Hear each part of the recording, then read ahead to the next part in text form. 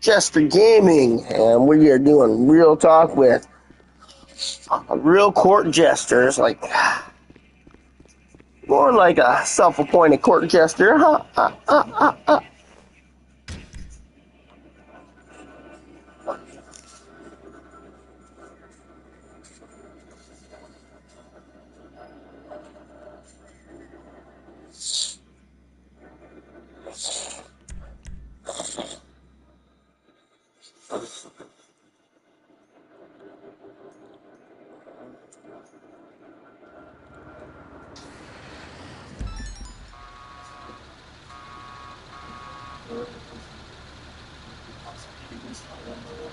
Nope.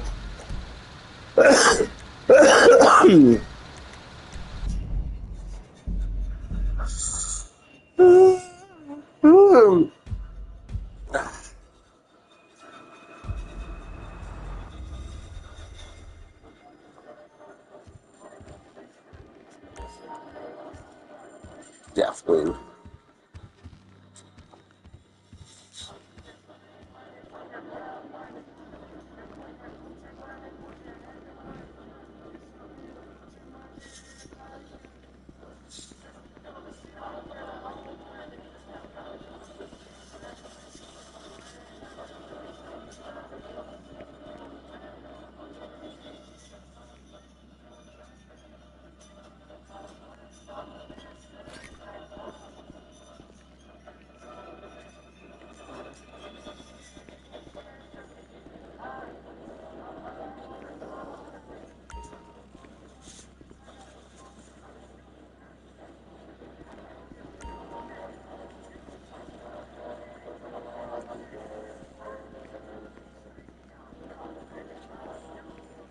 You all good?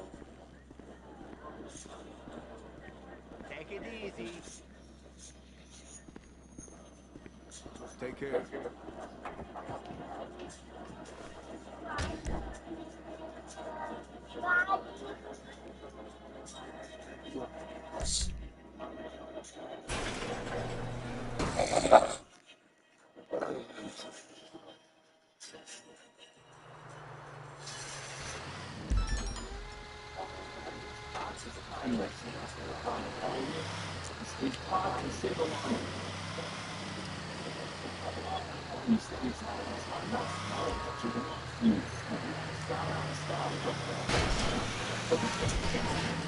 So scandalous.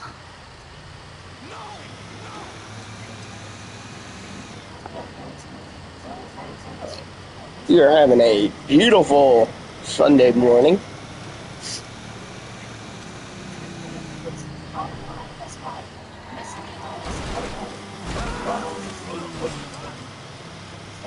We are going to work.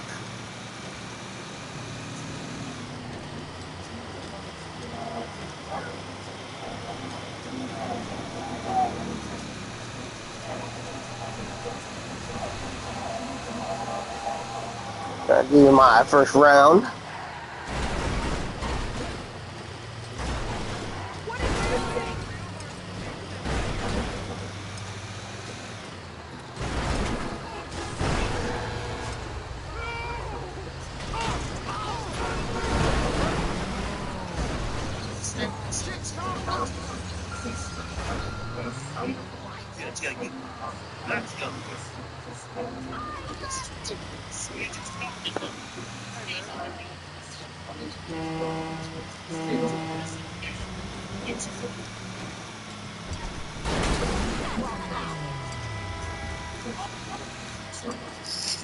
But it's gonna be a stress-free day. Yeah, I'm gonna be doing the Kyle Creek Heist. I'm gonna see if I can do it twice today.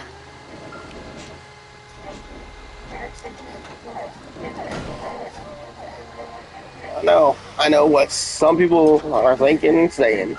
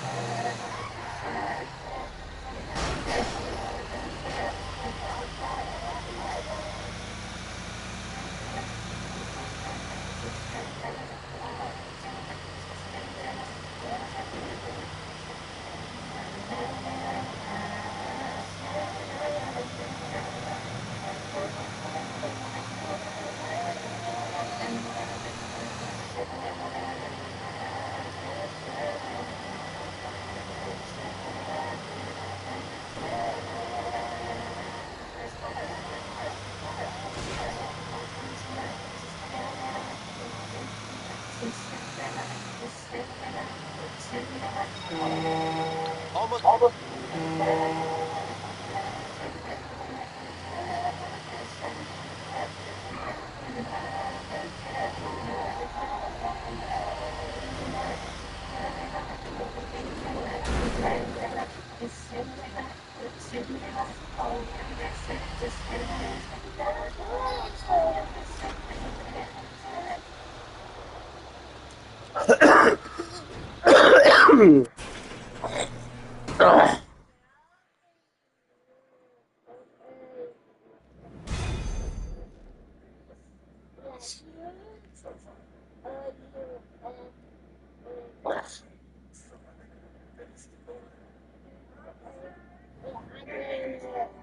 Setting limits and boundaries are paramount to not be paramount. So what's going on, everybody? Odd Man 105, aka the Hot One here. And when was the last time you guys checked your business wall saves? Well, you might want to go take a look. There could be a nice little surprise waiting for you right about now.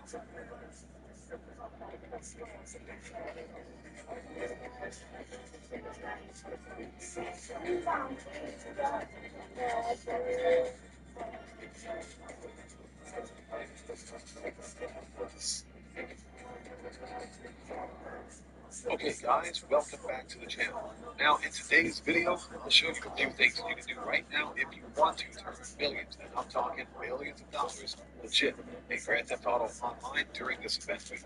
Now as you guys are aware, there are 5 core businesses in Grand Theft and the arcade, all of which, when at capacity, total $950,000. That's just under $1 million in free cash. So none of you guys should be sleeping on that.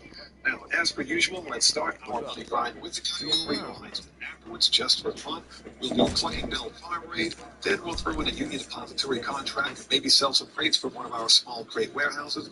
And afterwards, we'll go rob our wall safes. So, if that sounds like a plan, let's begin.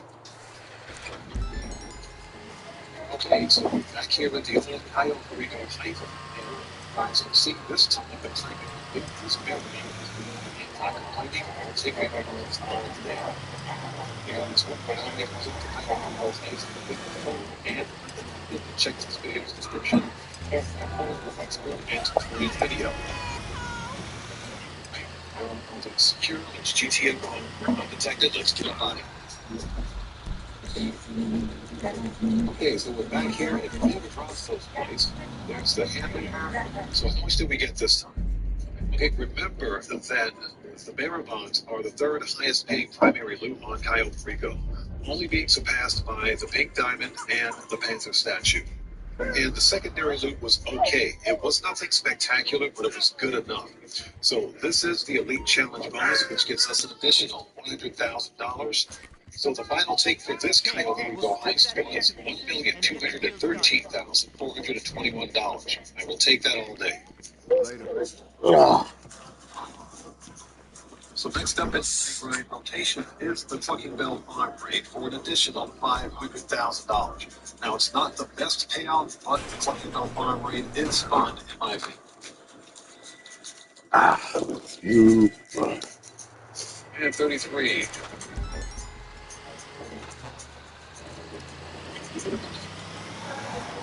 Alright. Good wife. Never one I hear you say, I want it that away. I want it that away. Okay.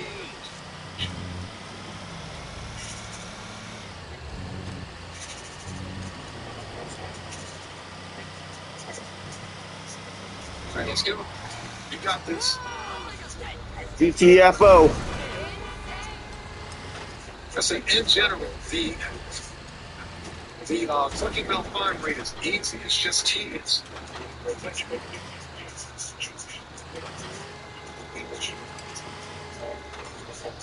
All right, let's go.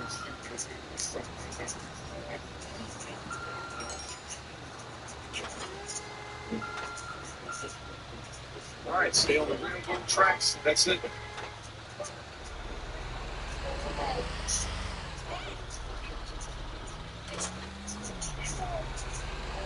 Here we go. Punch him book. Pretty much like an NPC in this game. Let's go. That sounds too much.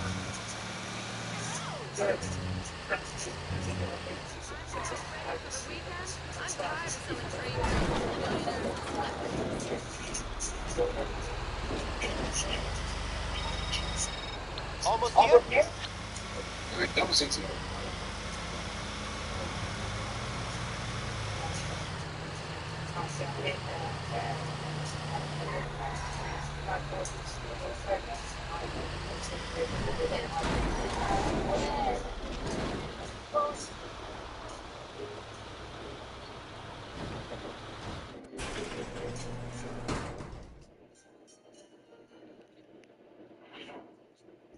And why not throw in a union depository contract for an additional $270,000? You don't need to do all of that. I'm just working them out for the, just because. He does the helicopter.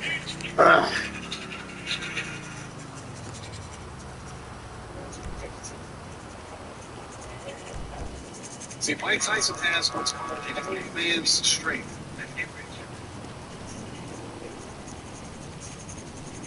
All right, where's Miss Government Pants? There she is. Done.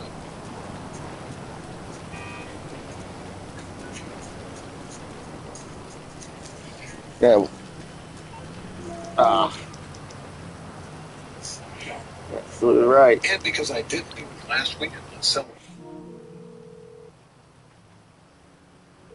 Hello?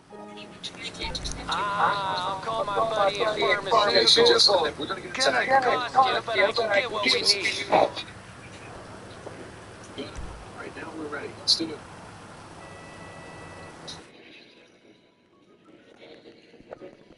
So, yep, this is an easy delivery right here. Let's go. So, yeah, we're going to get attacked. If anybody comes this way, I'm just going to run them off the road.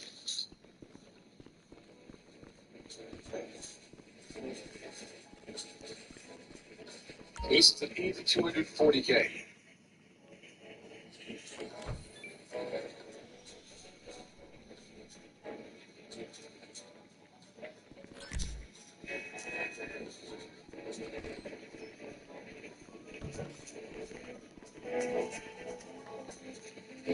Yes, sir. Let's get that money. Oops. Who put that tree in my way? What's that all about? Where'd that tree come from?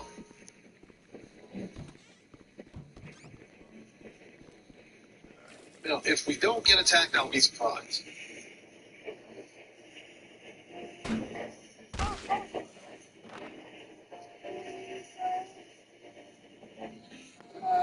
So all the Look way at that hotel near Pacific Bluffs. Oh, no, it's not. It's right up the street, okay? Super easy.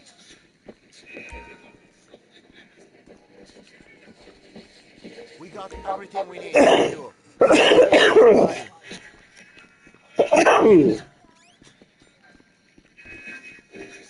Hey, partner. All right, one down. now. Closed requests.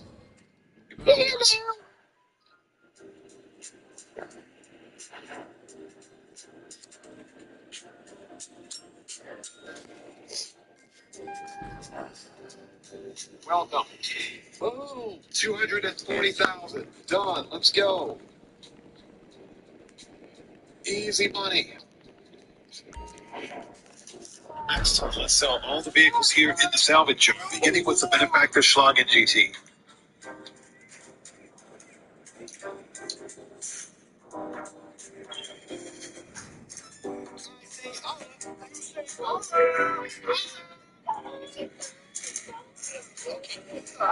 Let's get these vehicles at the terminal and drop it off. I told him all about the story behind it. Everything. He is. Deal.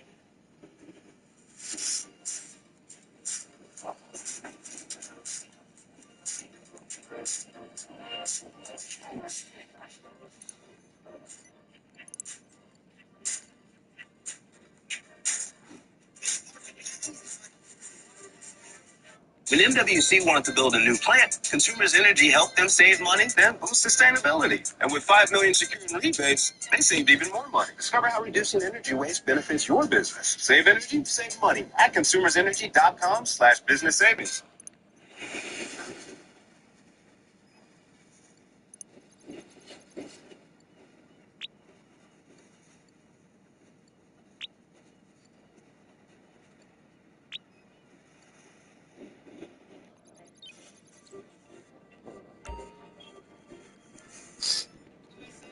You say dollar? Okay, Ah. let's get these wheels. Head to terminal and drop it off.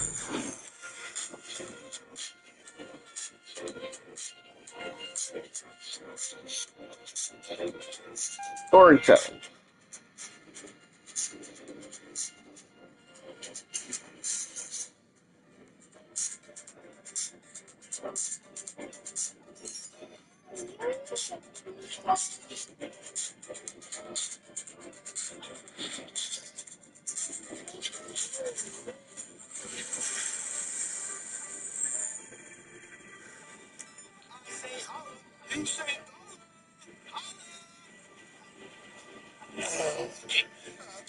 Let's get these wheels to use. Head to terminal and drop it off.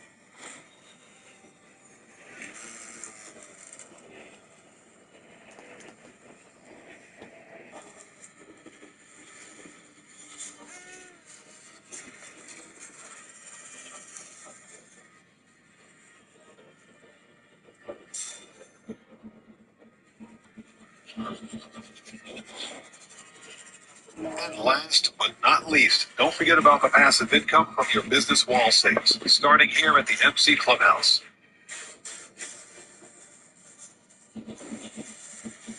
When the club's really going, I'm getting an intern.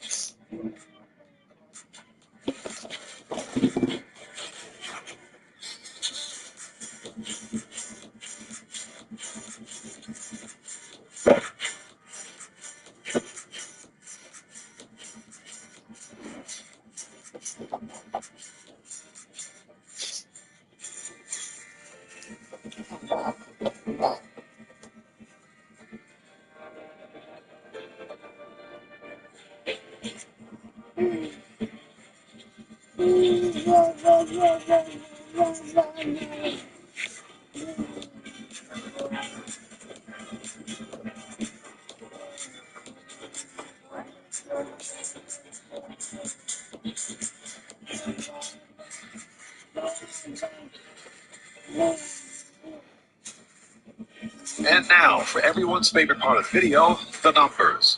So, as per usual, we began today's money grind with the Coyote Rico heist, which literally pays for everything else that we want to do in the game. Now, that gives us an initial payout of $1,213,421. Now, add the total profits earned from the Clucking Bell farm raid for $500,000, a single union depository contract for $270,000, one small crate sell mission at $240,000, the sale of all robbery vehicles Wow. $1,386,000, and last but not least, the total from all passive income from all wall six at $950,000, just under $1 million for passive income. That gives us a total profit for today's money grind of $4,559,421.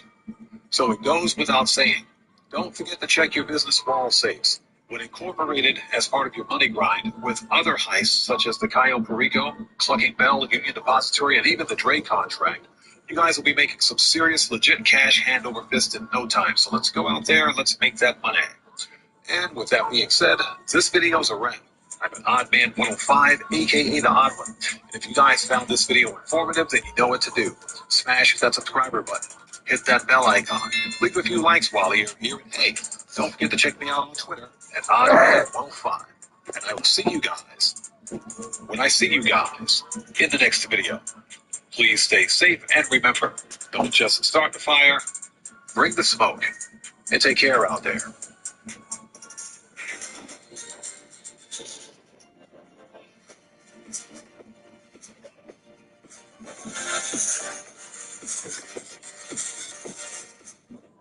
Listen, paying $14.99 a month for a streaming app, and $9.99 a month for a music app, and $12.99 for a fitness app, and more money for a bunch of other apps, that really adds up. So why not get YouTube Premium for just $13.99? It's like having all those and the entire world of YouTube uninterrupted. Your wallet will thank you, if wallets could talk. YouTube Premium. Try 1 month free.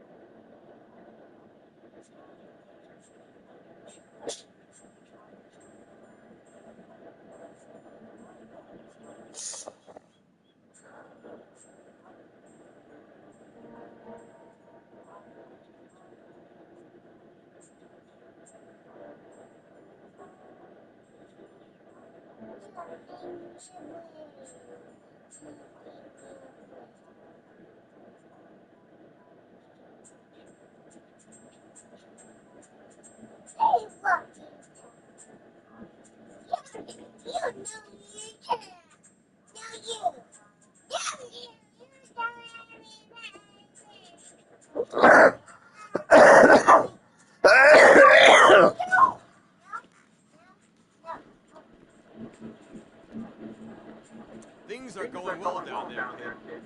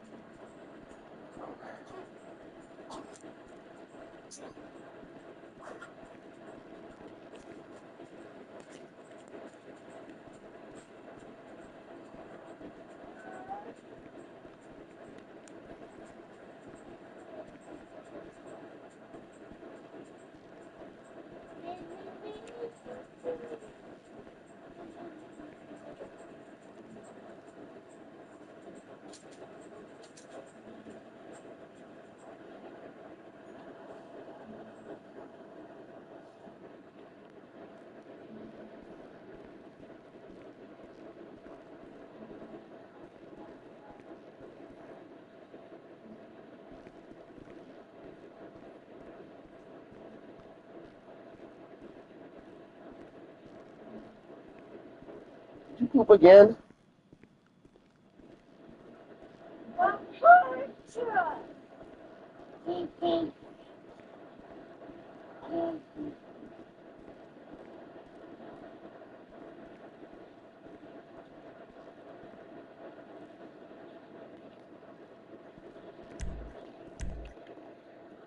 I think you pooped again.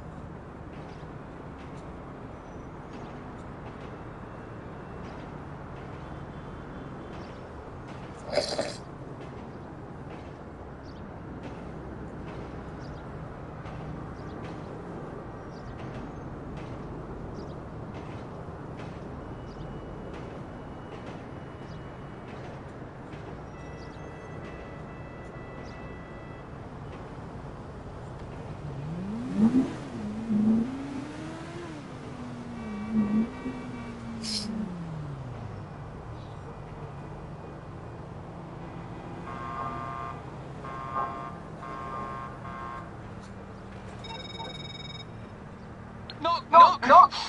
David!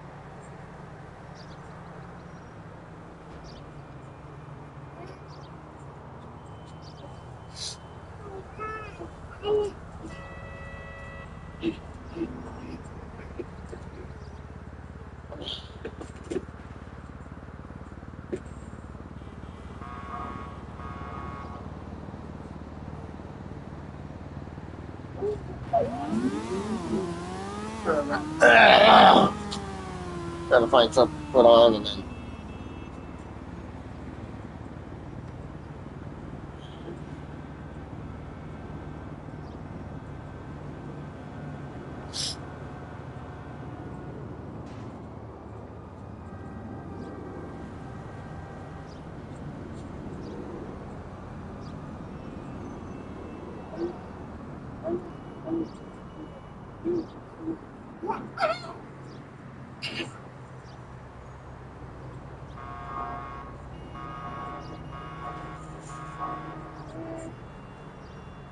On an iPhone, Copilot, your everyday AI companion. Tapping Create Images, then selecting a prompt. Create a logo for my fantasy football team featuring an animal wearing a helmet. Designer generates 4 variations. Tapping an image of a gray tabby kitten wearing a green jersey and helmet. Selecting Color Pop. Background colors fade, setting off the green uniform and the kitten's yellow eyes. Copilot, Microsoft.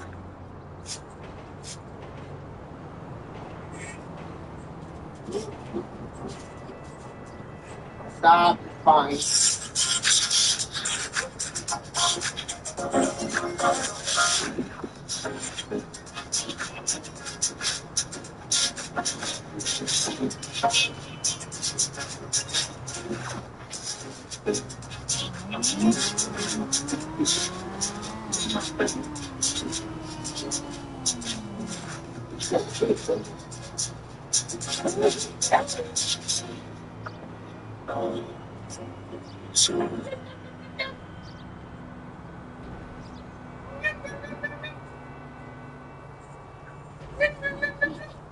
In our latest episode yesterday, we dove into the resurgence of some of GTA Online's rarest vehicles that are now back in the game for purchase for just a limited time only. However, this week also brings a fresh batch of military vehicle discounts that demand your attention here. They're going to be perfect for those veteran players out there who may be returning to the game, or even newcomers alike. While some deals are definitely shine brighter than others this week, each discounted vehicle merits a closer look, and in this guide, we're going to dive into the specifics of this week's discounted military machinery in GTA 5 Online, analyzing the performance metrics like weaponry, as well as defensive and offensive capabilities, to help you make a more informed decision on whether these are worthy additions to your GTA Online arsenal or not. So as we get started, if you enjoyed this video at any point, or if you just find it helpful, let me know by dropping a like on it, and if you want to stay up to date with everything GTA Online and Rockstar Games, then please consider hitting that subscribe button with your bell notifications turned on.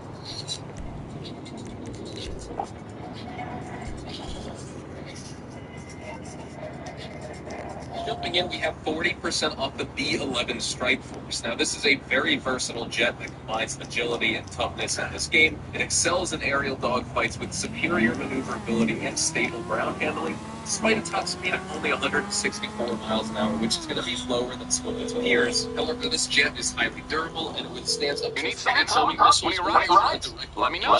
and it shows a remarkable bullet resistance with armor upgrades. However, its controls Been destroyed?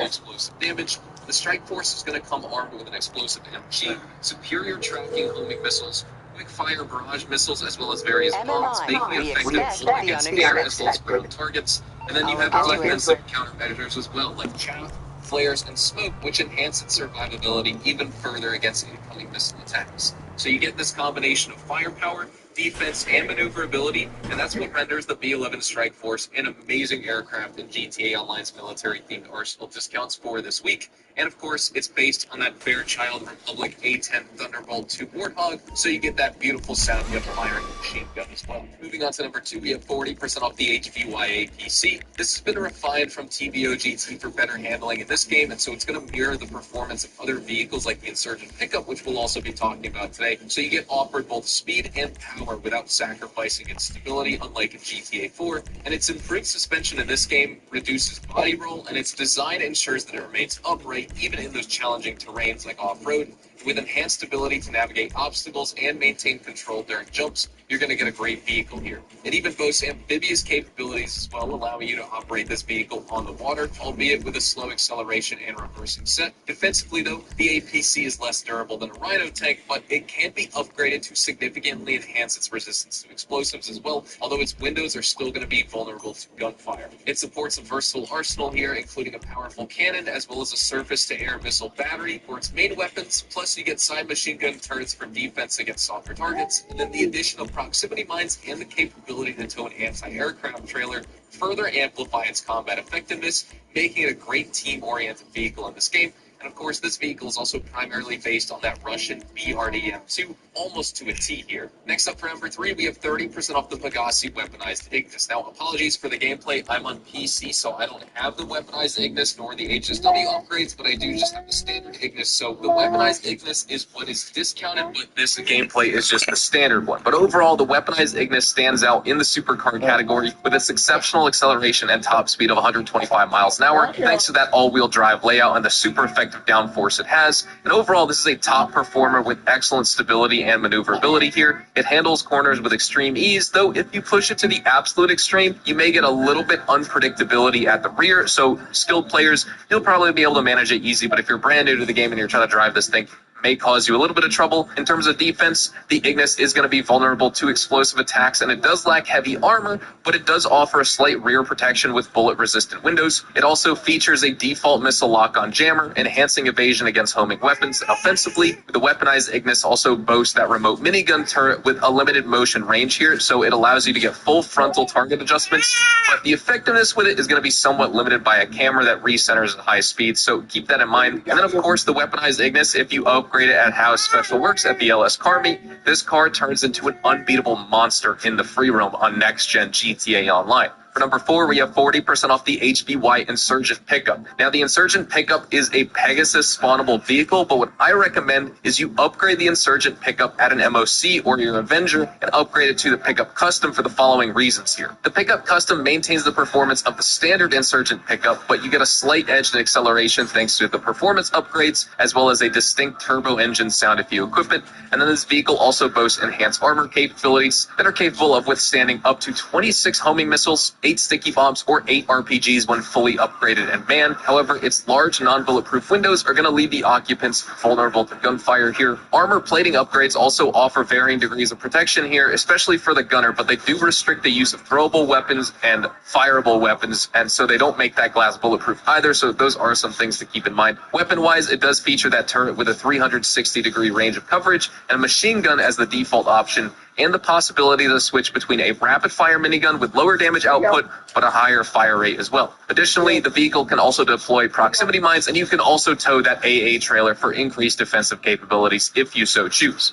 For number 5, we have 30% off the Mammoth Patriot mil-spec here. This vehicle's performance is going to be akin to the standard Patriot, but it does fall short of the Squaddy in terms of speed and acceleration, and that's because it's mainly hampered by its weight, but it is durable against impact, so that's great, and it's also suited for off-roading here, just judging by the gameplay. It's all-wheel drive, and it does have improved traction if you add those tailgate mods at a customization shop, and it can be remotely controlled, though I still recommend you equip it with a missile lock-on jammer for your Amani tech. With maximum armor here, it does survive 2 homing missiles or sniper explosive rounds, but it does only survive 1 RPG. Bullet-resistant windows and optional heavy-plated doors bolster its defense here, allowing for significant explosive resistance. And it also comes equipped with front-facing machine guns for offense and slick proximity mines to disrupt pursuers following you. And that overall just adds to its tactical versatility without really inflicting damage here. For number 6, we have 40% off the Got him juice, changed his butt, should be good for a little bit. At low speeds, but you're going to struggle at higher speeds due to that all-wheel steering system that prevents good maneuverability. It is durable against attacks that boast very strong braking, yet its large size does limit tight spaces, and so be careful. Its standout feature is a lockdown mode that activates the missile launcher for anti-air capabilities, but the vehicle remains immobile during use, and that launcher missile system excels against air targets with a long lock-on range, but it's going to be less so effective against ground vehicles, and it can be countered by certain defenses here. You can also tow an AA trailer with the Chernobog for added firepower, but just keep in mind this vehicle is only really useful in a niche case of having extra players or friends with you.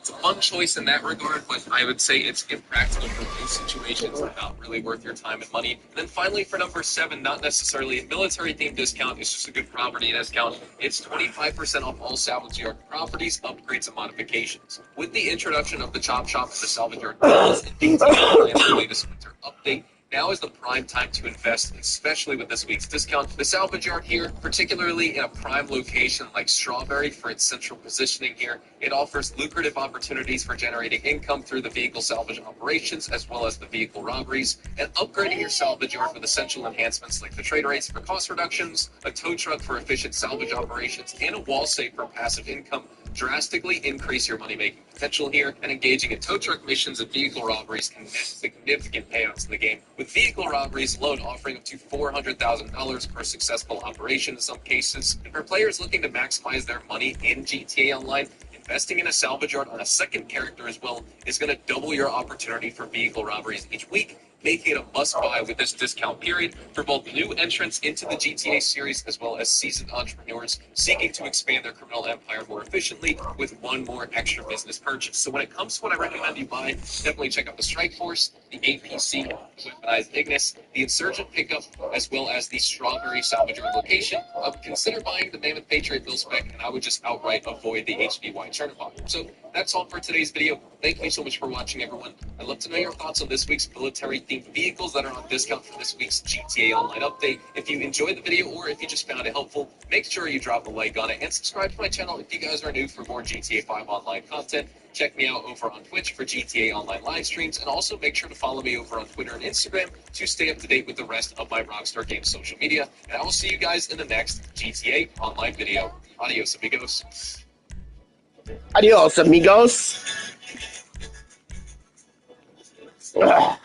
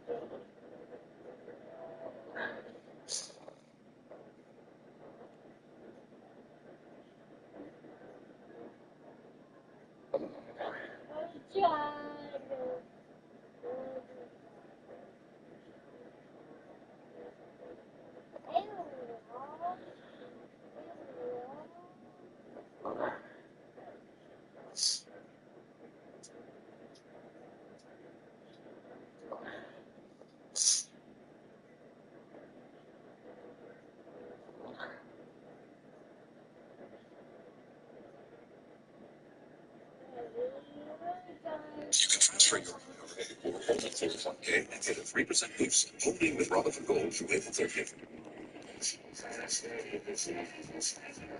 Like I did it yesterday, and it's here again.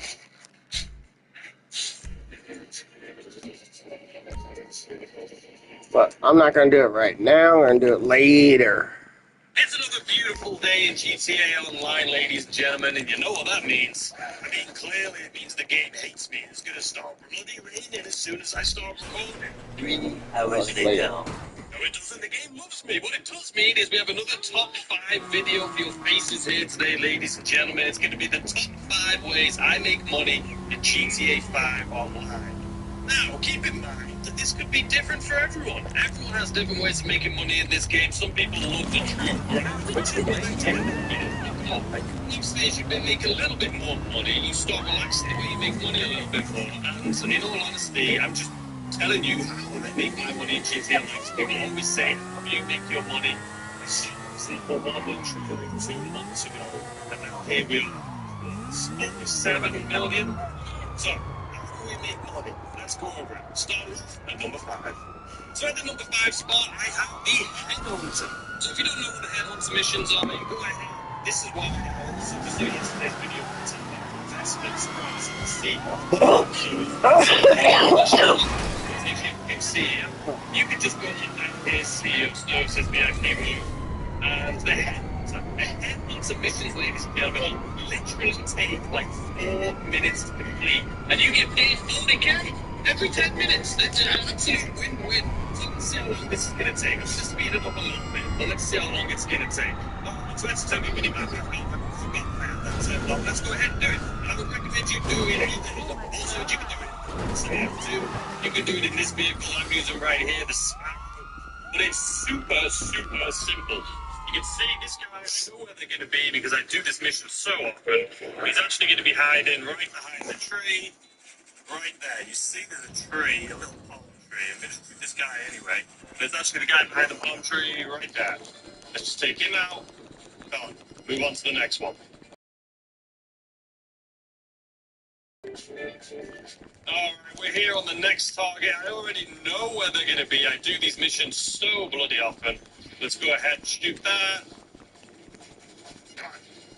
Get in my sights. I should have done it. Did that do it? Sure bloody did. Alright, move on to the next one. Got some cool stuff here. So we've hit the car. The thing is, the only downside to doing it in this vehicle is the fact that it is made of like cardboard. So it's probably not the best vehicle. If you're quick with it, you'll be fine. But it is made of like paper. That should have killed him. Surprised it didn't, to be honest with you. But let's just go ahead and take another shot at him. Come on, buddy. Get out. You know you want to get out. He's out. Now he's dead. All right, now we move on to the next one. All right, we're here at the next culprit, our next victim, I should say. He's going to spam these rockets. And that's it, done. So as you can see, that is 21,000. Typically, I did say 40,000 a minute ago. They have events like every week, obviously, weekly updates. And a lot of the time, the VIP assassination missions are double money. So keep your eye out for that. But even at 21K in 4 minutes, that's pretty impressive. So Not what really. I typically do to do those missions is I'll like source cargo, for example, and I'll go ahead and I'll grab the cargo, I'll bring it back to my warehouse, and then obviously there's like a 3-minute cooldown for the warehouse mission. So then during that 3-minute cooldown, I'll go ahead and do an assassination mission, and then just keep doing that over and over and over again. You will make bank. Next up, at number 4, you can see it. We all knew it was coming. It is the bunker. That's right, in number 4, it is my bunker. I absolutely love this business. It's a passive business, realistically. You just resupply it every now and then, and it'll fill up the warehouse until it's full, and then you just sell it. And I've got a video on screen right here. As you can see, this is me selling it, a full bunker in a in a public lobby. And if I remember correctly, pretty sure we got 1.6 million for this. And you guys know, I'm all about the fastest, easiest ways to make money in this game. I want them to be easy. You won't find anything in my top 5. Again, this is my personal top 5. Everyone is going to have different ways that they make money. But this is my personal top 5. I like the fastest, easiest way. And this business, being almost a passive business, is definitely in my top 5. That's why I have it in the 4. And also, if you're somebody who likes the grind, every 48 minutes, you can take this thing to a location, and you'll get 50K. And if it's your first time doing it, you'll get 100K. So all in all, this is a great business to have. I'll show you the location of mine, because I do think it's important. You can see that this is my location. The other one, the shoe match, I believe, is over here, is a really good one. But the reason I think this is the best location is because when you do sell missions, you literally just get onto the freeway, highway, motorway, whatever it's called right here, drive down here. The cell mission is usually like right here or right here, so it's like super quick. And if you're in a public lobby, then, which is what I tend to do, I have a video on it. If you want to go check that out on my channel, I'll put it in the description actually. Just selling a full bunker in a public lobby. It makes decent money, it's passive, it's fast and easy. I love it. That's why it's number 4. So we have the nightclub, ladies and gents. I mean, I'm sure this is in most people's top 5 businesses. Mainly because for me, you can see the wall safe right there. It is full. You get 50K if you have full popularity in your nightclub. You get 50K every 48 minutes. You can literally just every hour come in here, grab 50K, or you can leave it until it's full. This is an incredible passive business to have. I should also mention the reason I have so much money, and you can see inside here, I have the basic club. I haven't got any decorations. I haven't got any of the cool lights. I will upgrade it here eventually now that I have a lot more money. But I didn't waste money early on these things. I would rather take that money and invest it in resupplying my bunkers and things like that. So that's why I have so much money, because I don't waste it. But also, like I say, wall safe. So let's go ahead and grab my 250K out of the safe right here. And you're probably thinking your popularity's low. And again, I'm going to be honest with you, I make so much money doing like my number 2 business and number 1 business that I really don't need to do this anymore. And when you see a lot of YouTubers, we all have videos, right? We post videos how to make $1 million in like an hour, or the best ways to make money, things like that. They are good, credible ways to make money. But realistically, most people, especially YouTubers or even people like you that are watching, only do the same thing to make money. So let's go ahead with probably 250K. I'm going to give you a little trick right here. Obviously, a good way to make money. Oh, you're let's done. go ahead and take a little seat right here. Obviously, you can also fill up your warehouse in this business and just sell it. It's another passive business that works off of your cycle one. So let's take a look here and see what it says. We've been in this for 2 months. We started like 2 months ago. So the majority of my earnings have came from nightclub earnings, which means what? It literally got wall sale. So that's almost 8 million just from the wall sale. And warehouse earnings is only 1.5 million, let's say. And that's only one sell mission. But you can see I have all these guys that are sporting goods, the South American imports, pharmaceutical, all of that good stuff. And if you go to sell goods, you can see right now I can sell this if I wanted to for 1.2 million. If I did it in a public lobby, it'd be a little bit more. But in all honesty, like I say, the way this video is about how I make money, and this honestly, it just takes time, and I just don't do it. I just don't do it. So I just basically take the money from the safe from this business. But in all honesty, if you have a bit more time than I do and you want to like grind out a little bit more, obviously go ahead and sell the goods here. It's definitely a great passive business. But one tip that I should mention that I can help you guys out with, you're probably thinking, oh, you've got no bloody, you need to promote this club. You've got your nightclub popularity is on zero. You're gonna have to promote the club, you're gonna have to do all this stuff up. I hate keeping this thing up to date. Don't worry, I got you. So if you go down, you can see right here, nightclub, basement level 1. Let's go ahead and go down to there. Once we're in the basement, we can just go to our office that's here in the basement. Go ahead and go over to this, enter. So now you can see nightclub popularity 0. If we go to Resident DJ, we just play that. Go Reebok, Reebok, Reebok, Reebok, See what's happening here? Okay. So now if we just back out of this.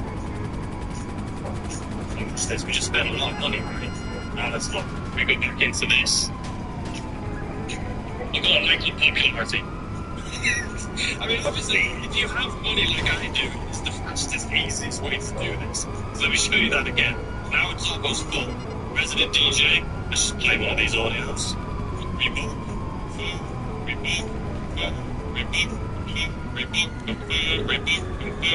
Will that do it? Let's take a look. Yeah. Go back in. Popularity is now full out. Yes, it costs us like 100k, yes. But to me, I have money. I prefer doing things fast and easy. We filled up the nightclub thing. All we have to do right now is just do the missions every single day. And by missions, I mean obviously throwing people out of the nightclub and things like that. And if you get a mission where it says you have to drive, right, so let me show you exactly what I mean. So see how we just got a text message? A little too much to drink, they passed out. You're like, hey, when they did like that, so this is what you have to do. You're just going to come down here, go all the way down here. And yeah, I focus on the helicopters. It's patrol cars are not the problem in air, obviously, or at all really losing. It's like I always get caught by. Basement. Now on the mini map, you can see that picture that person has got. So if we go back up to the nightclub, Yeah, talk to. There's nothing on the mini map there. All you have to do is run back over to the stairs here, which is where they typically text you. You've seen him upstairs. Find upstairs, go straight take out. So you can see it's a different mission. So basically, every single time, if you don't want to do one of the driving missions, you can just do what I just did, and it'll essentially reset the mission every single time and say you get more. It just says go to video. So anyway, that's how I personally make money with a nightclub. Obviously, other people are going to probably grind this thing a little bit higher. That's the easiest way. So let's move on to number 2. I think number 2.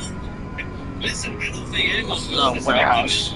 People are probably thinking, now this isn't even in their top 5. Well, the warehouse, ladies and gentlemen, the cargo warehouse. You can see mine is full to the brim right now, and I actually have 5 of these. Let's jump to the office. Alright, here we are in our beautiful office overlooking the movie studio right there. So let's go ahead and pull up our warehouse just so you can see what I'm working with right here.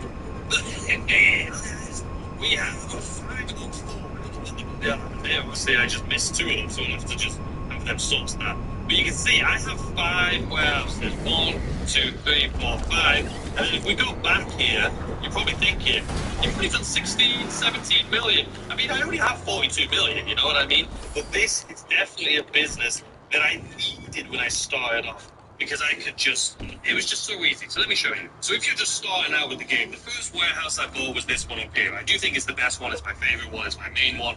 But I bought this warehouse right here. Now, if it's your very first warehouse you're purchasing, the first sale you do will give you a 3 times payout. So because of that, make sure you fill it all the way to the top, which is what I did. And then I sold it for 6.6 million. Now, with that 6.6 million, I purchased all the other warehouses. And at that time, I was broke. I had hardly any money in the bank. So that's when I started doing the headhunter missions. I just started doing that and I had a little bit of money. And the other thing with these, the reason I love them so much is they're passive now. You can literally just drive to the warehouse like you saw, it was just there. You can see the little marker. You walk over to Lupe, and you can have them source the cargo for you. Now, when you do that, it costs $7,500. So you need a little bit of money in the bank, which is why they did the headline submissions. But doing that, they have it's like odds. They can either source when they do that. They can either get 1, 2, or 3 crates. And obviously, it's going to take some time. Just doing this daily. Which is what I did. It's going to fill up quick, and before you know it, you're going to be like me. You're going to have 5 warehouses full of cargo. And the reason I haven't sold these, if I needed a little bit of cash, right now I don't. I've got the like 47 million, whatever. I would just sell one of these, and then obviously I would just have Lupe source more cargo for me, so then it fills up. But I only sold it when I needed the cash. What my goal is like what I have right here, is to have 5 of them that way, which as you guys know, probably coming up next week or next month. Anytime now, anyway, we're going to get double pay for warehouse. We are way overdue. And when that happens, I'm going to sell all 5 of these in a public lobby probably. I'll risk it for a biscuit. And I'll sell all 5 of these at double pay. And we will be rolling in money. They'll be worth like 25 million. Like I say, I'm all about the fastest, easiest way to make money. And people are going to be like, those are easy. If you try and manually sell and fill those up, it's going to take you a full day just to fill one of them. Yeah, I do agree with you. But once you purchase all 5, and you just wait around. Right? You just wait, you have them source it for you, and then when you're ready to sell them, go ahead and sell them. If you need the cash, if you don't need the cash, just fill them all the way up until it goes to double pay, which is what I'm going to be doing, and then I'm going to sell them. And then I'm going to go from 47 million here to like 60 million. Actually more than that, probably like 65, 70 million from those warehouses. And I don't need the cash, so I just leave them sitting there. That is, honestly, if I need cash, I'll sell one and then I'll just randomly have Lupe source it again for me until it fills all the way back up. But that's honestly, probably my favorite way to make money is the warehouses. Alright, now it is time, ladies and gentlemen. Style pretty heist. Let's see what it is. That's right, it's what you expected it to be. It is the MC. I'm kidding. I absolutely hate this thing. It takes way too much work to constantly be able to fill it up, to constantly do the delivery missions. And if you wait till it fills up quick, you gotta do the delivery missions, which are awful. I hate it. I'm kidding. Alright, let's move on to the actual. So what is it, ladies and gentlemen? What is my number 1? I think everyone probably guessed it by now. I mean, you should know what it is. It's just by watching the videos on my channel. But that is right, ladies and gentlemen. Now, right now, I have 47 million in this game, as you guys just saw. I do also have a lot of businesses. Fun fact, if I look at the map right here, I recently bought this. I think I made a video on it. No, I did definitely make a video on it. I bought the airplane hangar. I'm going to be honest. Obviously, my goal is to buy all the businesses in the game. I pretty much have all of that right now. But the main reason I bought this is not only during the updates, usually you made more money from it. It's garbage. It's still rubbish. But the main reason for me purchasing this, and I purchased it on sale, it's another way I was like, to save my money. I only buy it when it's on sale. But the main reason I bought this is so that I could just fly over it. Just so I could fly over it and I could get 5 stars. That was literally it. I wanted to be able to fly over this thing and not have to go all the way around it. That is why I purchased it. You can say that's a waste of money, but to me, that is a huge investment. But yeah, pretty much every business you can have in this game. And again, this is all about my fastest, easiest ways to make money. For other people, it's going to be different. But I'm being honest with you, most people you watch are going to be doing probably this, the Kasaka. Is it boring doing the KO list all the time?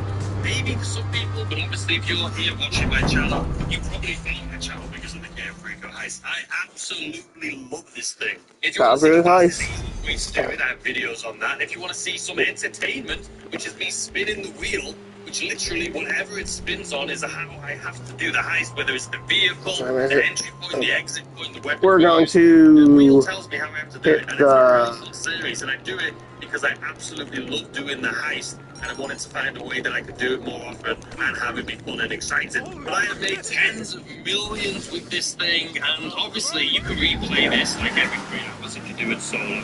I only do it once a day. People are like, how do you have so much money? I'm like, dude, if I do this once a day and get like, let's say 1.5 million every single day, in a month, if you just do it every day for a month, even if you don't do it 2 days, take 2 days off a week, you do it like 4 days a week, I don't know, you're still going to make like 30 million in 1 month by just messing around with this bloody thing doing it.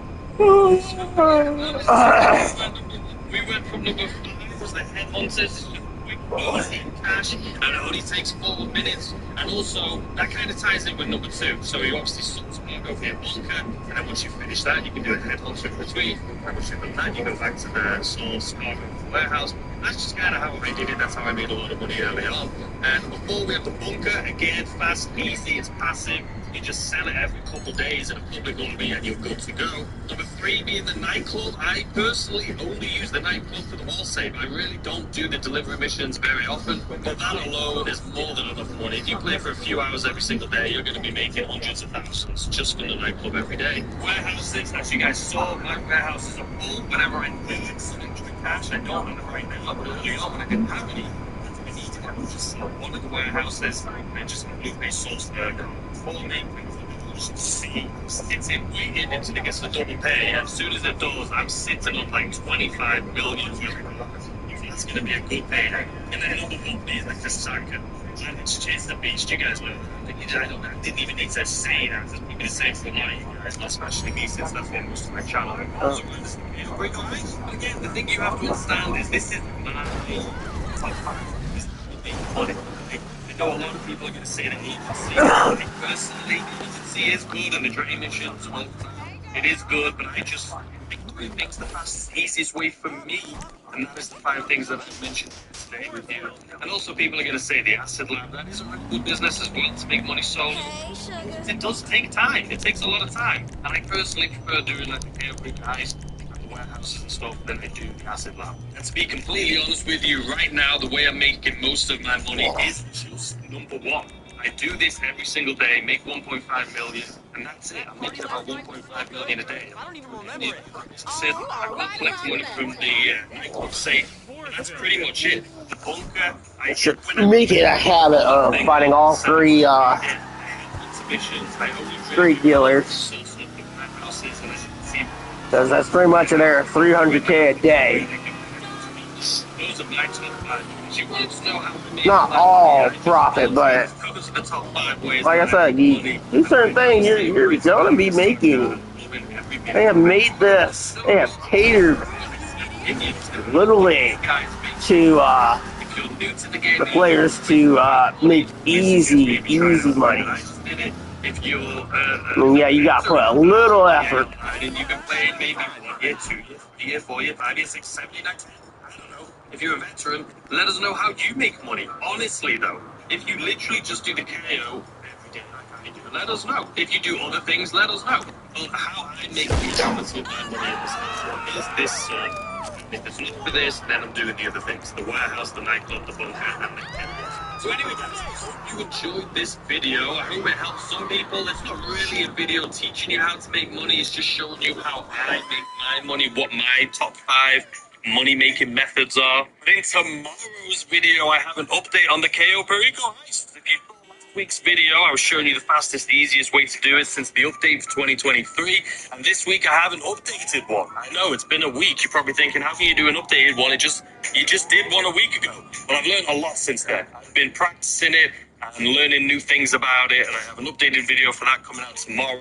And then on Saturday, we have the legendary KO Perico spin the wheel. But anyway, thanks for hanging around, guys. I really appreciate it. Thanks for all the love on the channel recently. It means... Okay. And yeah, I'm waiting to maybe hit $1 million in casino chips.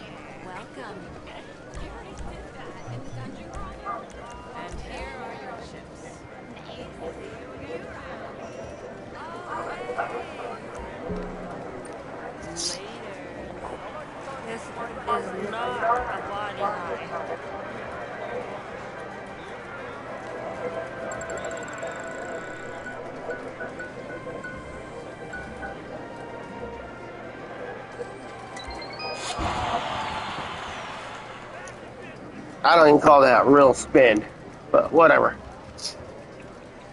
I already have the nice shark. I wouldn't mind having a second one. For God knows why.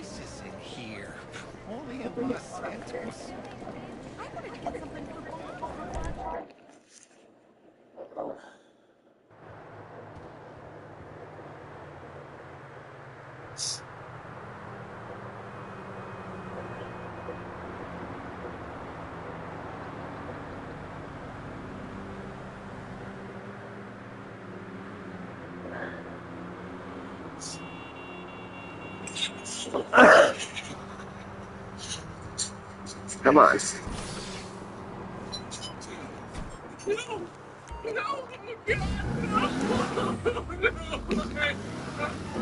Going back to the soldier to.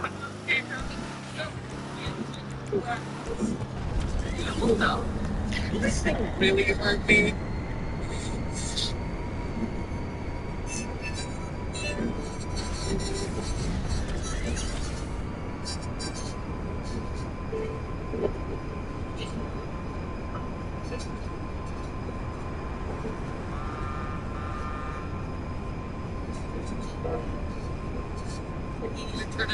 Welcome to Game Theory. We're happy to say we're finally out of our blue period. Look, no hot-button issues in the title.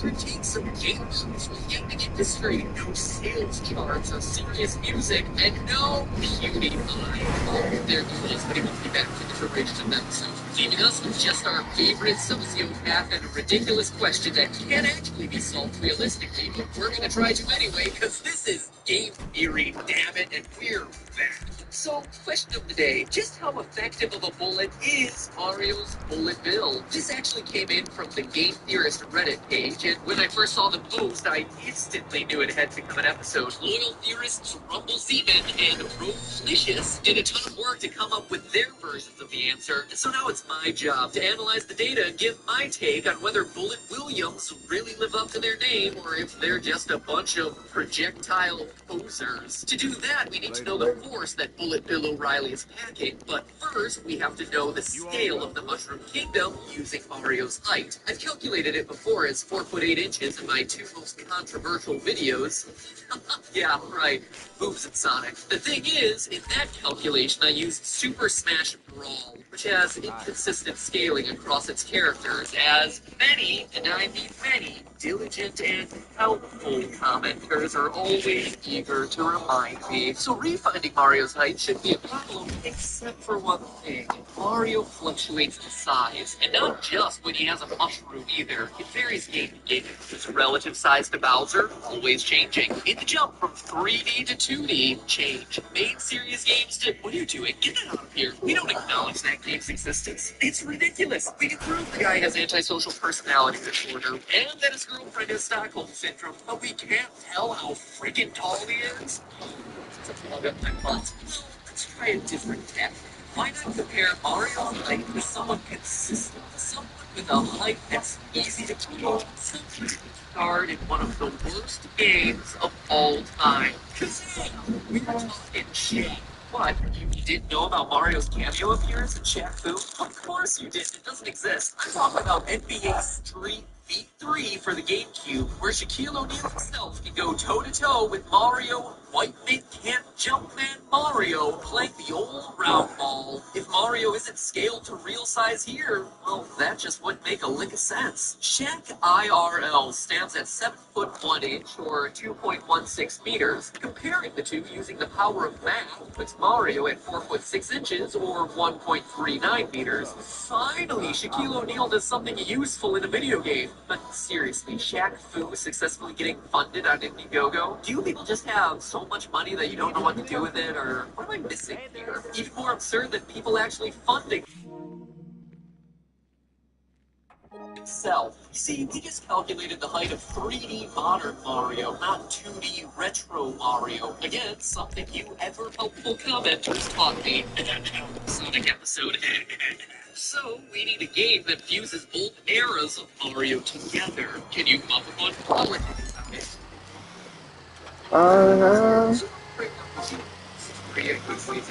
Super Mario RPG is a Rubik Booster's Tower, which switches between 3D and 2D Mario. By comparing Mario's 3D perfect bounced running out of we find that 8-bit mini Mario is 6 inches 1 inch. It's so tiny that it is impossible. At that point, Mario is just barely taller than the record holder for the shortest woman in the world, JTMG, who stands at 2 foot 7 inches or 0.6 meters. Funny enough, though, Mini Mario is towering the shortest man, Chandra Dot, who stands at an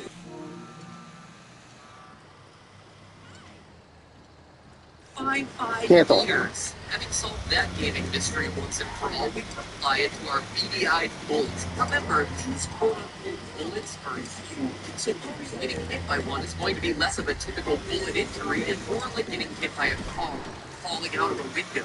Those things hurt you because of fast changes in velocity over a short time. You fall out the window and hit the ground, you go from moving very quickly to a speed of 0 in a fraction of a second. The body can't handle the force of that change. Quite literally, it's not the fall that kills you, it's the sudden stop. So when a bullet bill strike, it's the exact opposite. The person, in this case Mario, will be moving from 0 to some speed almost instantaneously. If the screen didn't freeze, we'd probably see him getting as the bullet bill causes him to accelerate over his body at a certain area of the contact is actually quite small. Not looking at the it's all about force, meaning we eventually want to get here. Mass times acceleration equals fat. Physics so good. Minus the coefficient of friction times mass times 9.81 meters per second squared, which represents gravity. Today, the thing we're interested in is fat. Man, isn't that always the case? It was also the thing we were interested in during the boob episode. Nudge, nudge. Fat is the applied force, and that's the one that's going to hurt if we're solving for it. So let's start filling in these numbers. Friction is easy. Here's a chart that gives bullet-shaped objects a frictional coefficient of 0.295, and over here, the acceleration is 0. Yes, is accelerating enough to counteract any wind resistance, or should I say, drag, he's flying into, but his constant speed across the screen means his net acceleration is 0, which knocks out this whole side of the equation. In other words, all we need is mass and love. But for now, we'll just focus on mass. Bullet William Shakespeare here is basically a cylinder with a cone on top. So bring up the geometry, because we're about to turn up the volume. Volume. Get it? Because we're calculating volume. Never mind, my jokes are wasted here. Counting the pixels and then using Mario as our scale, we're able to find that each projectile feet is 112,939 cubic centimeters. Can you believe it? Of course you can, because that number is meaningless. That does 112,000 cubic centimeters look like? I don't know. I'm certain you don't either. So let me translate that for you. It's a bullet the size of a small toddler, and it's straight from our face. So to allow it to days is data. And let's just cut to the chase. The answer is Billy Ted get launched as a cannon. Number one, it's just any cannon. Cannons that sometimes receive names like the Earth, in real life, and it's also had its traditional vehicles. 17th century, bombs, egg, and periscope. Number 2, and in the early days of cannon warfare, it was round shot, the stereotypical cannonball as we think of it, made to rip through the hulls of ships. All pure. Eventually, round shot was completely phased out. Shells, which had better aerodynamic effects. These two were made out of iron. In the air ships, beams, both types of ammo getting put to use. Round shot and our bullet-filled clips in the shape of a shell, both getting shot out of cannons, and both with a C. Number 3, both bills are just glorified cannonballs, basically called cannon bills. Cannonball, and it's filled. This is also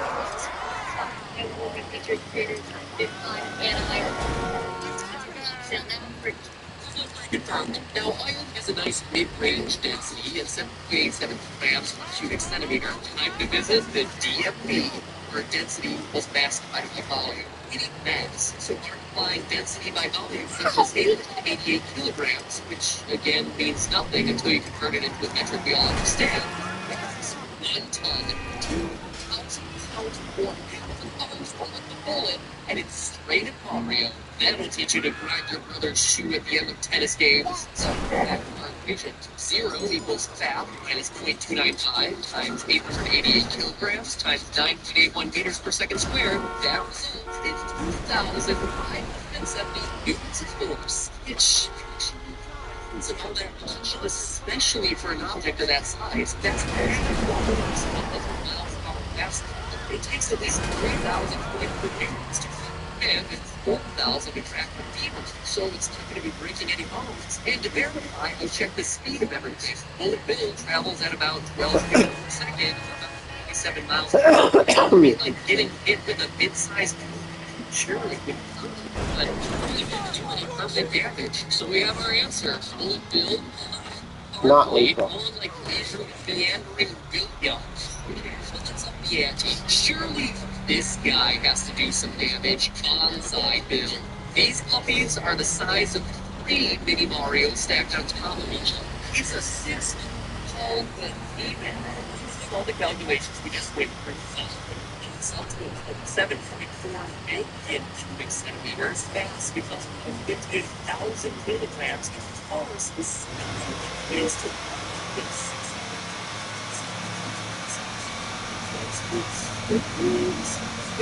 If it were translucent, those say that 7 meters per second or 17,000. Like it's coming out of nowhere and surprising you. Hey, you do. Speeds that would be Again? jealous, and because it's so huge and rounded in the front, you're not actually going to be hit with a full 168,000 newtons anyway. The impact is going to be spread across a large cross section of your body, meaning that a lot of that force is going to dissipate elsewhere. No, Bullet Bill isn't an issue, nor is Bonsai Bill. Here's the one you want to look out for. The golden Bonsai Bill, even bigger, clocking in at 20 million cubic centimeters. It's the equivalent of about 5,300 gallons. Got milk, except that we're talking pure gold. So not only is Gold Member here the biggest bullet in the franchise, it's also the most massive. See, gold has a very high density, over twice as dense as iron, making this gallon guzzler 390,000 kilograms or 430 tons of gold. To compare, this one bullet would make up 1/10 of the total gold in Fort Knox. In June of 2012, gold was valued at $1,618.82 per ounce. That means that this golden bullet would be worth, in total, $2,227,496,320.98. Sorry, still not as much as diamond armor. Oh, and it only travels 2 meters per second, or 4 miles per hour in total. So definitely not deadly, unless of course someone pops a non-bill bullet in your ass in their attempts to steal away the gold. Give me the gold. I want the gold. Where the gold at? I want the gold. Indeed. But hey, That's just a game theory. theory. Thanks for watching. Did you like the video? Then you have one different person to thank. Nature Box. Wait, I know we've done this before, but hold up. I think you'll really like this one. Get this. There's snacks that get delivered to your door. And they're healthy, which normally would be a turnoff for me, but get this. I'll admit it, I was skeptical. I don't like granola bars, but on a whim, I tried them one day while playing Dark Souls, a game so frustrating it just makes you want to eat away your feelings. And I was like, oh, this game is so hard. But this salted caramel pretzel pop is taking away all my pain. Personally, I like the flavors that sound unhealthy but actually are healthy, like apple pie oat cluster and Santa Fe corn sticks. And the other great thing is, thanks to them supporting this episode of the show, my editor Ronnie gets to buy a new pair of shoes. Say hi, Ronnie. I quit. By typing this into your search bar, clicking the link in the description, you get 50% off your first month. So definitely worth a trial run. So get some game night goodies delivered to your door without having to leave your well-maintained butt groove, all while helping out the show. Seriously though, the theorists did such an incredible job with the Hulu thing we did a couple weeks ago that these guys wanted to be a part too. So thank you guys for believing in us and what we do on this channel, and for trying out products like this when we advertise for it. It really does make a difference. And also, thank NatureBox for helping support us by checking out some of their awesome snacks. Thanks, guys. Game theorists, rock my socks.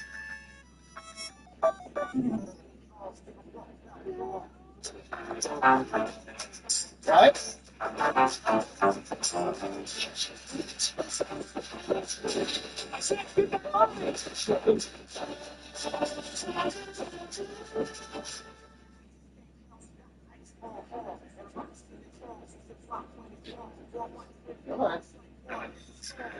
Join us March 24th for National Cheesesteak Day and get a small cheesesteak for only $4.99 with promo code Philly. Penn Station East Coast subs. It's all about good taste.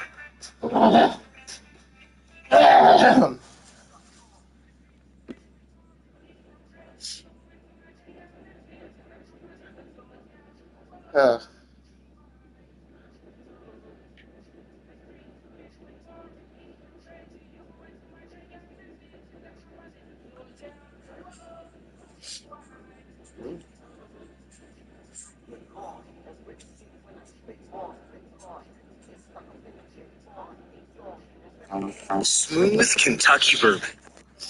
Bold natural flavor. 3 satisfying sips. Crisp green apple. Silky golden honey. Fresh juicy peach. Hi. It's easy to enjoy a refreshing flavor. And just a few more. Bring the flavor with Evan Williams. No. It's always amazing when it's happening. The way it did and the jokes like that one. It's too. If I don't do the same jokes twice, because that would just be lazy. No.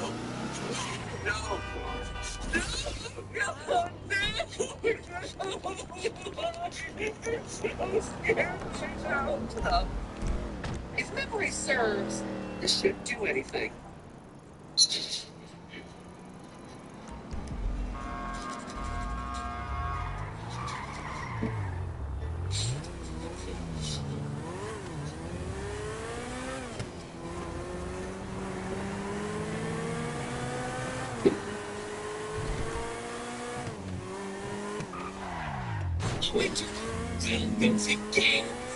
It's not okay to make fun of yourself in front of an audience. It's the channel's biggest games of last year was Doki Doki Literature Club. It's a 10-minute step back and analyze the topic from the first ever Doki Doki game. You didn't know it had a prequel? It certainly does. Introducing Doki Doki Panic, released back in 1987 and created by Nintendo's own mastermind Shigeru Miyamoto. Doki Doki Panic was a big departure for the series. It's a visual novel game was actually happening. Voice of the internet. Episode here. Yeah, Doki Doki Panic was a program, but at least they got skin to it. So, outside and playing the first Doki Doki in the title. No. Without at-risk teenagers and native by saving embracing secret energies hidden under the surface, what are we going to talk about? I'll hands on with some suggestions by the Gordy Spectrum, right? These bricks today are also the loyalist theorist. Doki Doki, Super Mario Brothers 2, also based off a different game. Actually, it mixed a lot of new stuff with a series that ended up sticking around. Snippets, Shy Guys, and of course, the names. You think by the way this and last time would actually have this is a good idea too. They'd be around to clean up that mess.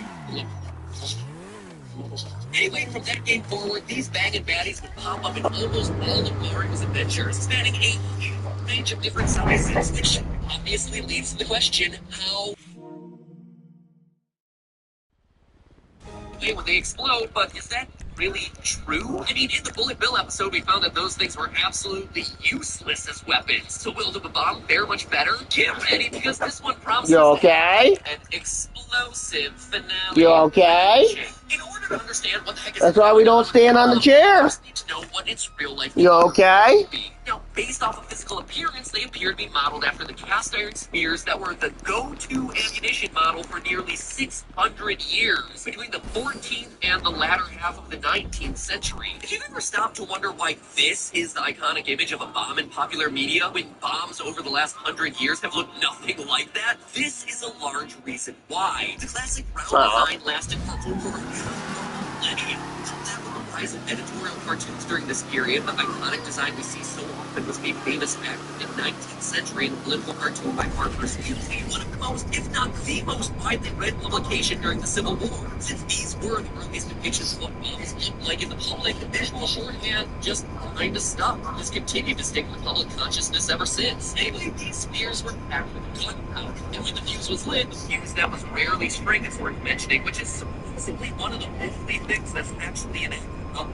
It would cause the gunpowder to ignite, creating an immediate oxidation reaction that produced a huge amount of gas, instantaneously building up pressure inside the sphere until the fireballs couldn't hold it anymore. And then finally, The second one.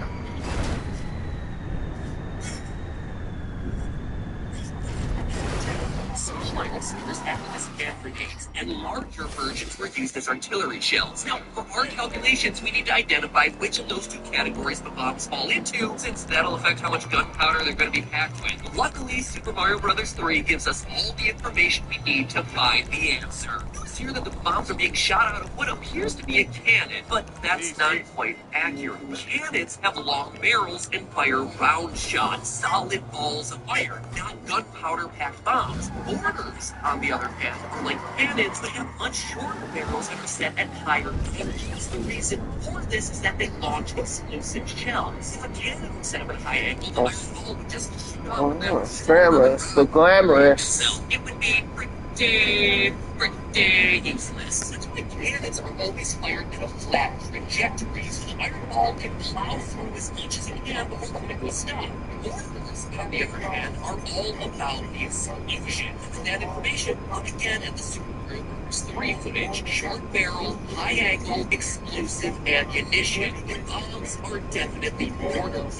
If you're still looking at advanced bullet, just take a look at these. From back in 1841, 10-inch siege mortars, nearly identical to the ones that were used in the game. So you know we found a real-life parallel, we can start doing some calculations. Those round black iron shells measure in at 10 inches, 25.4 centimeters in diameter, and each one was filled with a whopping 5 pounds or 2.3 kgs of black powder, resulting in the whole thing weighing in at an absolutely massive 87.5 pounds. It's just under 40 kilograms. Enough with the numbers already. Let's get to the destruction. Jeez, I know you could taste danger. I was just getting to it. Hold your horses. Microbombs will at least talk about virtual bombs Mario. It's their one and only appearance in the classic Super Mario RPG Legend of the Seven Stars. Using our tried and true rule of Mario himself standing at 61 inches or 155 centimeters, we can run through a quick analysis to find that they're just below half of Mario's height, roughly 35%. In fact, this puts a micro-bomb at about 21.35 inches or 54.25 centimeters in diameter,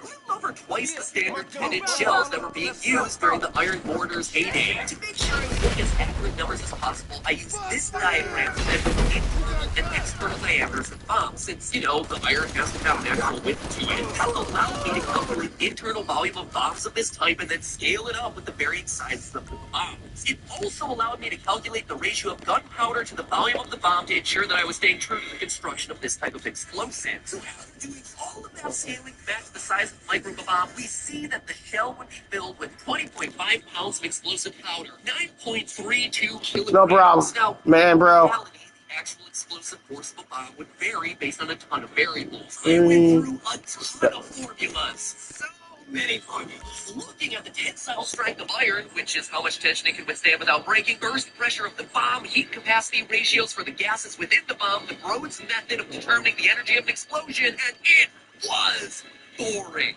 It was pretty dull. You'd think that studying the size of the bombs would be a little bit more explosive. Nope, just a whole lot of math, and it was pretty dull when it was written out in script form. So instead, it's just a lot simpler to say this. On average, black powder contains about 3 megajoules of energy per kilogram of powder, which isn't actually all that much when you look at it. That's about the same amount of energy present in a candy bar. Wood contains over 6 times that much energy per kilogram than gunpowder. The difference is, though, that gunpowder releases all that energy pretty much instantaneously, whereas burning a lump of wood takes a whole heck of a lot longer. With those numbers, we can translate that to the micro-bomb producing 28 megajoules of energy or 6.7 kilograms of TNT. You don't know what that means. Jeez, I'm getting to it. Kids these days always just want the results of their math equations. Usually, equations explosions. Does? Analysis tool. Yeah, that's a real thing. We can input our stats and learn. This is like another 15 to 20K. 5 meters. 14 feet. You know some of those Mario the gang are standing to that mini bomb? They did, son. They did. No question, they are within the 14-foot radius. Vibrations from that micro explosion would be felt over 80 meters away. That is over 263 feet away. That's the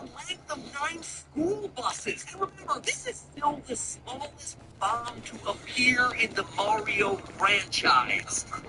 There it is. Indeed, Internet. So the tiniest bomb in the lineage is that Definitely worth it. methodology is defined that the original bomb from Super Mario Bros. 2 measures in at about 56% of Mario's height, which might not seem like that big of a difference, but think about those numbers. That is a bomb that is nearly 3 feet tall, a meter tall iron ball loaded with explosive powder, 38 kilograms or 84 pounds of explosive powder. In fact, that translates to 113 megajoules of energy, 27 kilos of TNT. What does that mean to Mario in this little bit of gameplay that we see on screen? Tell me, he dead, son? If he's within 23 feet or 7 meters of that explosion, he dead. Flat out dead. There ain't no coming back from that one. If he's not over 90 feet away from that explosion, or the distance from home plate to first base on a baseball field, his eardrums would burst. They're not even close to done because the most Dude, the Kastaka. speed to stand I'll do the Union Boss to it and then fucking bell. Ever finish with Mario? Like,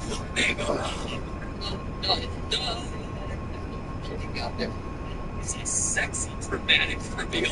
This is type of Mario you're looking with. Get this, an insane 1,764 kilograms of black powder. For those of you using the stupid Imperial system, that is 4,000 pounds of explosive powder in there. It's a number that translates to 5,291 megajoules of energy just waiting to be released. 1,265 total kilos of TNT. Running it through that UN website, which at this point must be like, oh, Isn't it like a you must be doing another Mario video? we get the disgustingly large fatality radius of 25 meters, 82 feet. Remember when I said the last time we're running at first base, you would have your eardrums ruptured? Well, now if you're in that range, you're dead, son. Mario in that mine, you're dead. Like 10 times over at this point. Houses within 100 feet would be demolished because of that blast. That star piece you guys were hunting for is all gone, shattered into irreparable star bits. You're not getting away with just some explosive powder on your face after that one, Mario. The entirety of that mountain would be crumbling down on top of you. Let's put this in visual terms. Even if Mario had a luxury sedan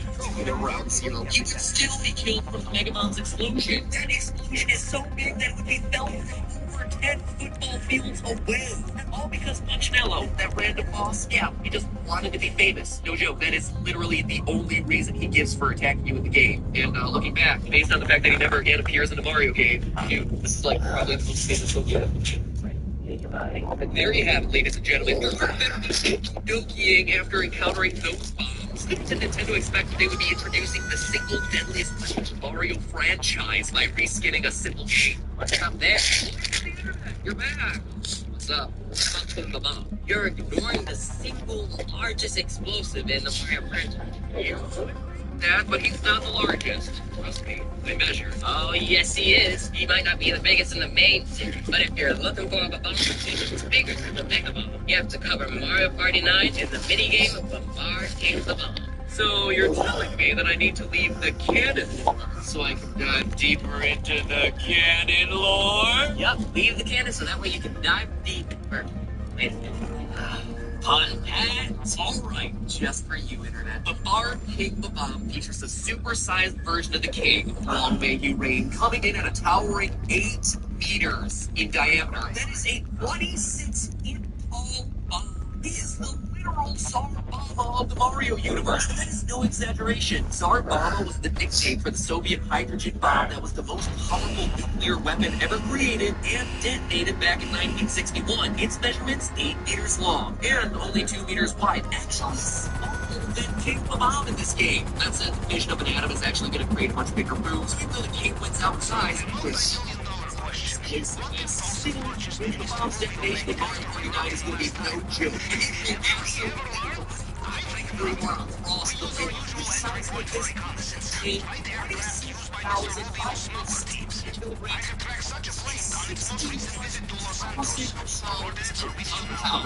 82,686.92 megajoules of energy, 19,762 kilos of TNT, and what that means is that any building in the span of a soccer field would be destroyed Anyone who's less than 200 feet away or over double the distance to first base would be demolished. If you were on the tippy top of the Statue of Liberty and this bomb went off in the face, your lungs would rupture and your eardrums would burst. In order to escape any effects of the blast, you have to run for 2,758 feet away. That is the longest Las Vegas Strip, 3/4 of the height of Mount Kilimanjaro. It's about the length of the Daytona Speedway. For it being the life of the party, being the death of it seems to work just fine for King Bob. So what does this mean for Mario? Well, unlike the bullet bills, which were far less dangerous than the damage that they caused in games, Bob's freaking scary. Spiritually defined in game aren't compared to the amount of damage it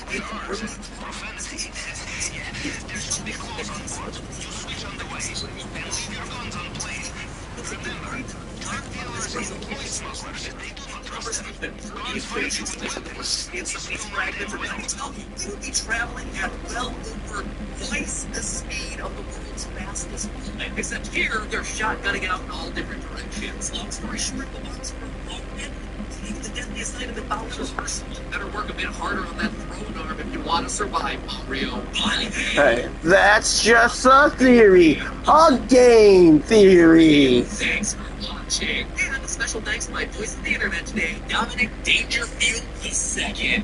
Legitimately not only has the most badass name ever, but also happens to be joining us for a very special recording, courtesy of the Make-A-Wish Foundation. Anything you want to say here, Dominic? Make sure to subscribe to The Game Theorist.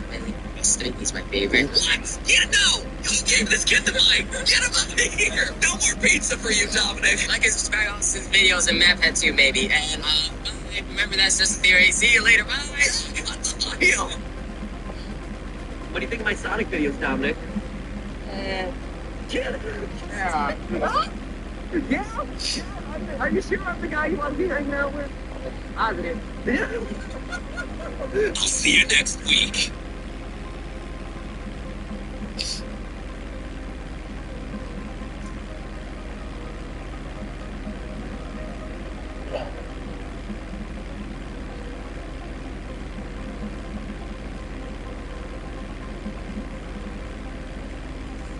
Sure.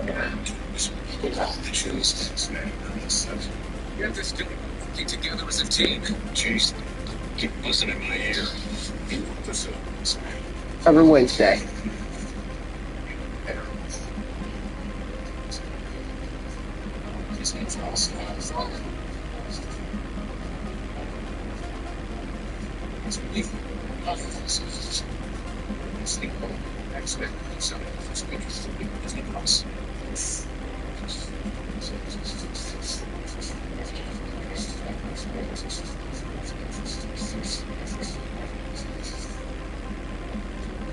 A room full of Sims home, a giant haunted crib, and a graveyard that you'll be dying to get into. We'll be pricing it all as we get a tour of Luigi's Mansion today on this edition of Lifestyles of the Rich and Famous.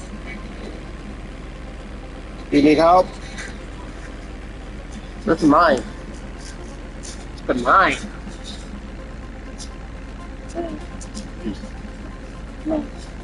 Elvis thinks it's his.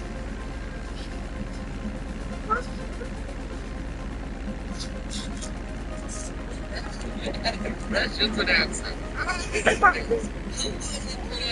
Welcome to Game Theory, where first and foremost, where my notification squad ads. Shout out to all those loyal bell ringers. Now, today we're finally doing an episode I planned to do back in October, but then FNAF just had to release a game. Luigi, always being forced to play second fiddle, first to Mario, and now to Mangle. Then again, is it really that big of a deal? This is a video covering Luigi's Mansion, a game released over 15 years ago. I'd say the window for relevant hype has sufficiently passed. Or, this is, yeah, it really has. But it's worth noting that last summer, Nintendo released a new Luigi's Mansion arcade game exclusive to Japan. It was one that I actually made sure to check out when I was recently over there. Granted, I had zero idea how to actually play since, you know, Japanese. But brandishing a giant plastic vacuum was pretty awesome. Anyway, this is gonna end up being a long episode, so let's just skip the rest of the intro and cut right to the chase. Random game selection at a random time of year, jokey FNAF reference episode starts. For those of you unfamiliar with Nintendo's little spin-off series, Luigi's Mansion presents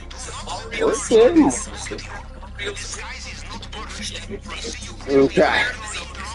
Imagine it a raffle you never entered. Time to get rickety-wrecked.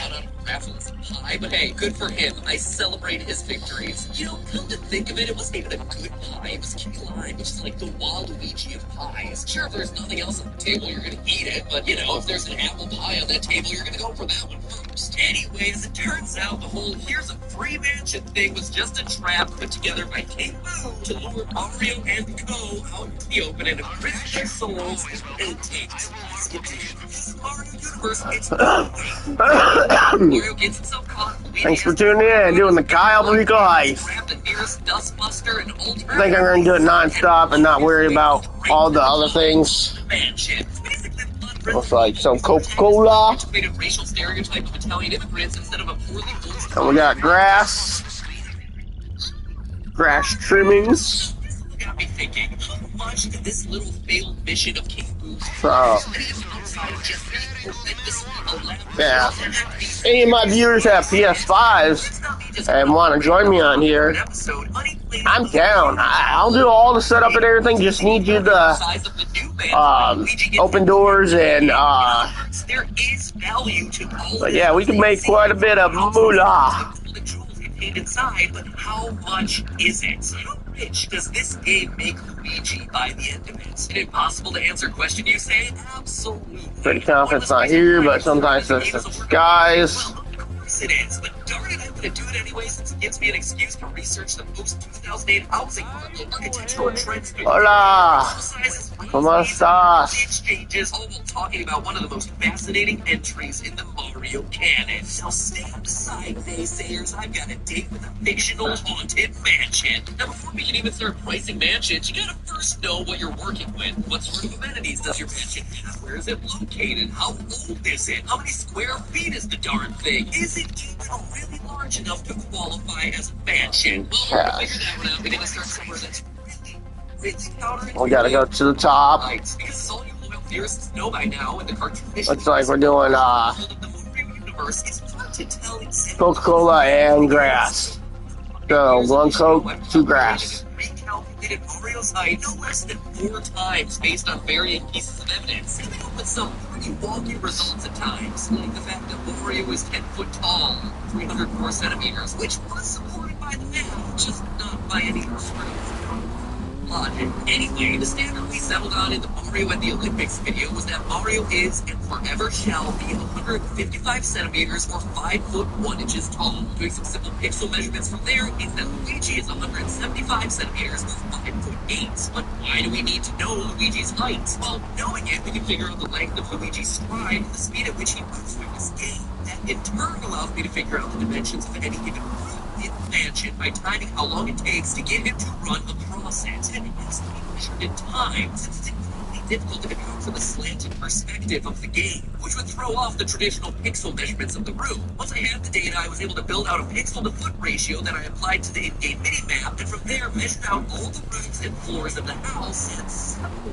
some measurements and calculations later, wound down with a working square footage of this console house, like 3 floors and 36 doing all the math. This thing comes in at just under 30,000 square feet or 2,787 square meters, solidly within the range of what constitutes mansion, which is considered a meager 8,000 square feet or 743 square meters. Just to give you an idea of exactly how large Luigi's mansion is, here's a picture of Mark Wahlberg's mansion, which is the exact same size. And I use the word mansion loosely because it's not just a mansion, it is a mega mansion. It's about half the size of the White House, or half the size of a football field. Now remember, we're talking about the square footage of the house, which, if you've never had the mixed joy and stress of buying a house, is the measure of the finished floors of the home. It's not including the amount of land around the house. or any unfinished attics or basements. When I say that it's half a football field-sized house, I mean that the roofs alone, when laid together, would be the size of half a football field. And sure, those houses are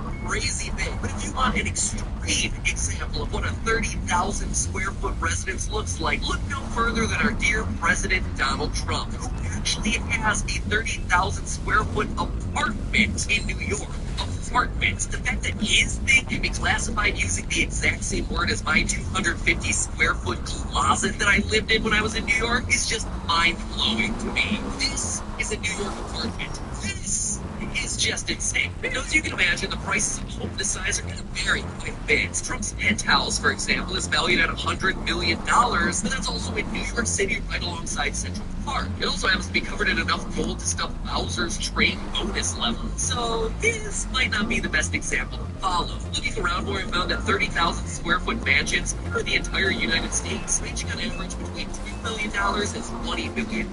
So where does that leave us? Well, unfortunately, you can't just plug video game mansions into Zillow and get a magical value spat back into your lap. So we're gonna need a little bit more research for this one. First, we have to figure out what kind of house we're looking at. See, Yeah, I'm not gonna care about that 50s. Modern constructions with modern amenities, neo-futuristic supercastles. When shopping for mansions, or any house, really, you need to be aware of how old the house is. Newer homes are always gonna cost a bit more.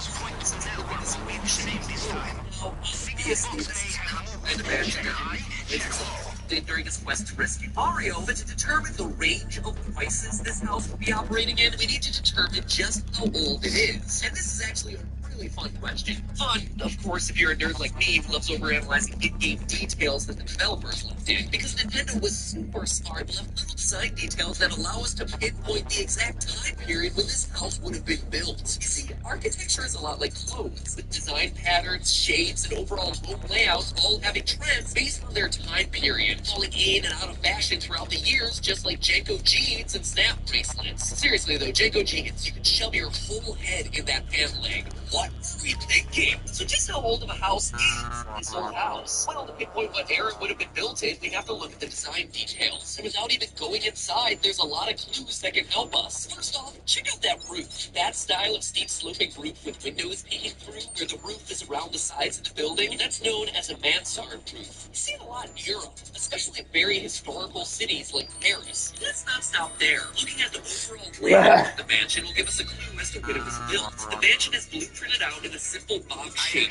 no fancy pages or hallways to different sections. It's very contained, symmetrical. Once you're actually inside, one of the main features is that bold central staircase and a ton of chandeliers. And looking at the actual classifications and uses of the rooms, we can see elaborate ballrooms and art rooms. In short, all of these design details clearly point to one era in architecture, Victorian. And not just any old Victorian style, this mansion very distinctly falls into what's called the Victorian Second Empire style. It's called Second Empire because it's an architectural style that became popular Stinky tequila. Oh. in France. This was a period where the French Empire was rebuilding itself. Created a Second Empire in the mid-1800s. Makes sense? Second Empire Victorian. Look at that. Video games teach you about old world European architectural trends. And stuff like this. Fun fact, it's also known as Baroque Revival architecture. Actually, that's not a fun fact at all. It's just a fact. It also has no bearing on the episode at all. I tell you with only the homes that have made one day useful to you in baseball tournaments or pub trivia. You know, the places where information truly matters. Anyway, second era houses, even huge ones, are surprisingly cheap as far as mansions go. But don't you go running for those loan applications just yet. They're affordable because they generally require huge modernization investments, including rewiring absolutely everything, repouring the foundation, and just generally making sure that the darn thing doesn't collapse into a pile of dust. Plus, they have practically no insulation to speak of and are going to be drafty as all get-outs. Green-friendly houses are not.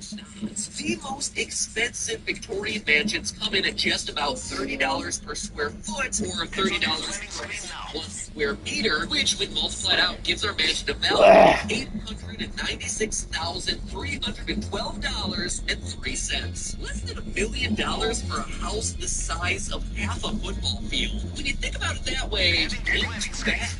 Remember, that's just for the shell of the house. Luigi's Mansion comes fully furnished. Granted, you might not want that furniture, but you still gotta pay for it. Thank you. Art, undead baby crib. You want one? But the graveyard witch, and this is a fun fact, would cost over $70,000 to get rid of if you wanted to legally relocate the human remains. So, and I said legally. This should have been at the end. It isn't which came first.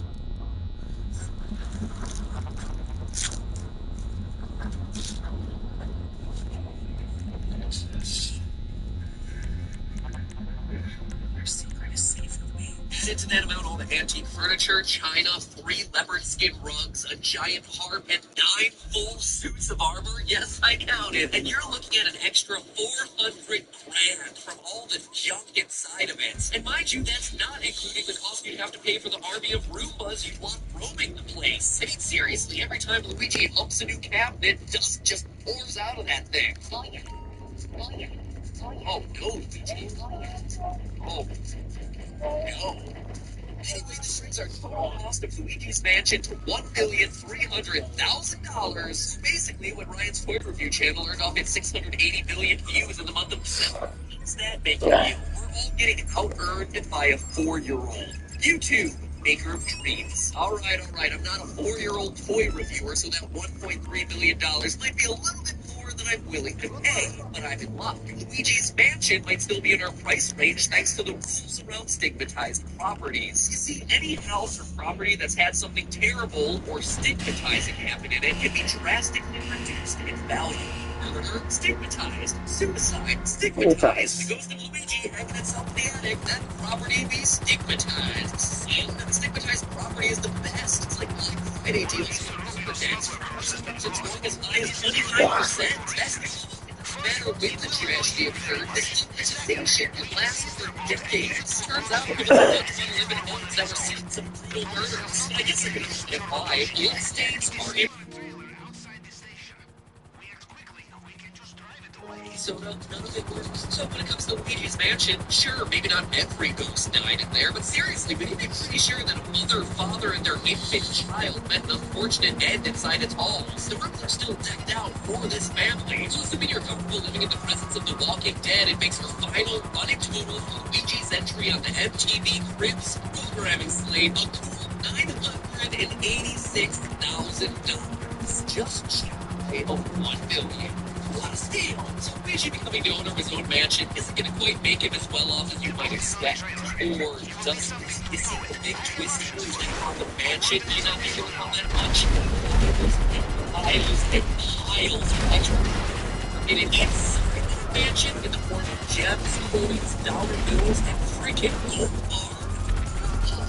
Heck of a lot more. And they're real, as we see Luigi using all of this wealth at the end of the game to pay for his new house. So using the cheapest value of a good delivery gold bar and the smallest size of 250 toy houses for just over 10 kilograms to determine the approximate value of one change just to get the currency. By doing that, I learned that these ghosts left over $500 million worth of change in between those couch widgets. Totally gold standard.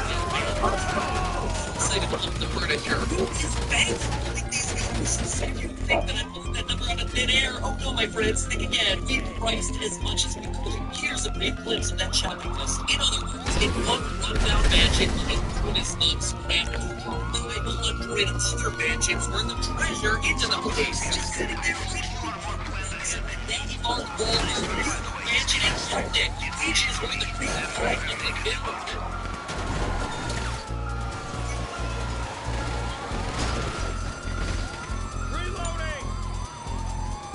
Hello?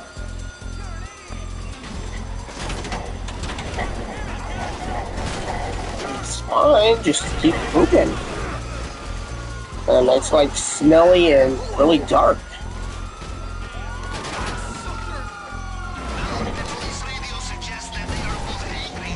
Hey, no joke, like 3 diaper changes in an hour. And I had to change it because how bad it smelled. He's doing fine. Besides standing on his freaking tablet from time to time.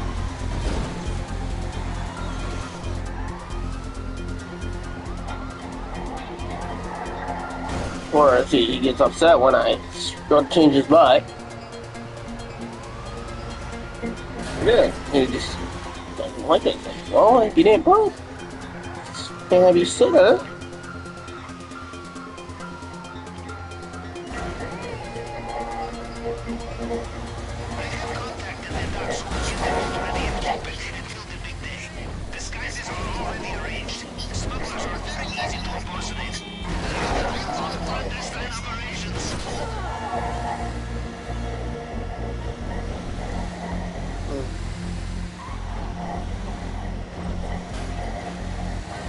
He's a fucking babe.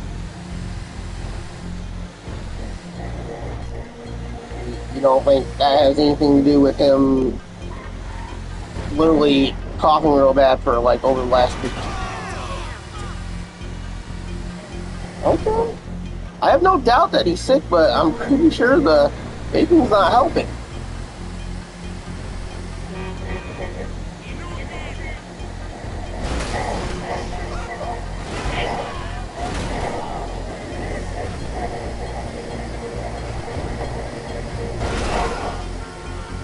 No, I think he's fine. Oh, you want more of the drink? Give Dad a minute, okay? I know, oh my god, how dare I not do it like instantly. Okay. On to bye. 200. Sucks to meet you. Can I get to where I'm going first and then pour you the drink? You want to get rich? Be sure to find a giant No. Second Empire era Victorian mansion built with ghosts who have no idea what the value of the dollar is. So at the end of today's episode that we can is this. Sure, we all may feel bad for the DJ because he's the one of the series.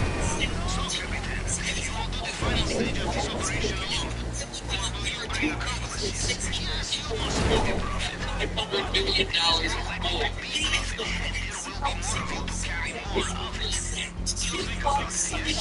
you filthy rich bastard. But hey, That's just a theory. A game theory. thanks for watching. Okay. Yeah. Sure, the work. Teacher stuff.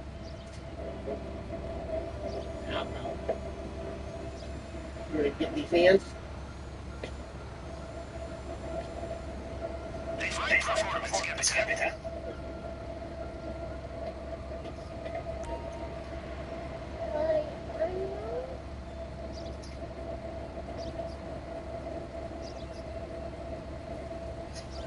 Fight? Do you want to fight? Hey. There you go. Here you go.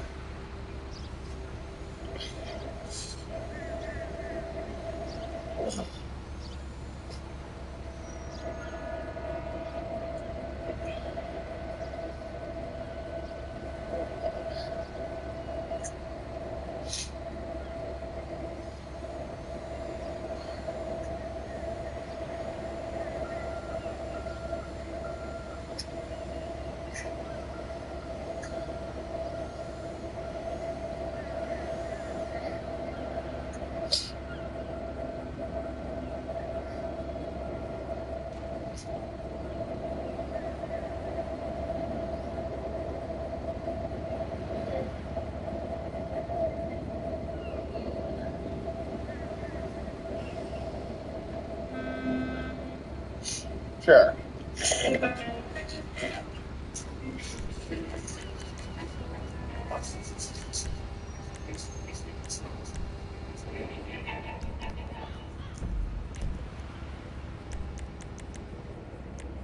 Today, on a very special food theory. There it is.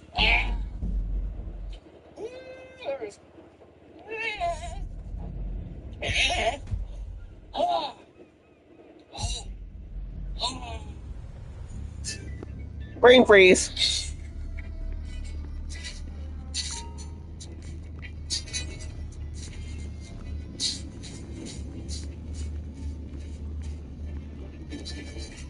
Internet, welcome to Food Theory, the show that, if consumed too quickly, will cause a theory headache. Make sure you consume responsibly. There you are, Captain. McDonald's is a real estate. The food I eat has been a lie. Medium fries, waste of money.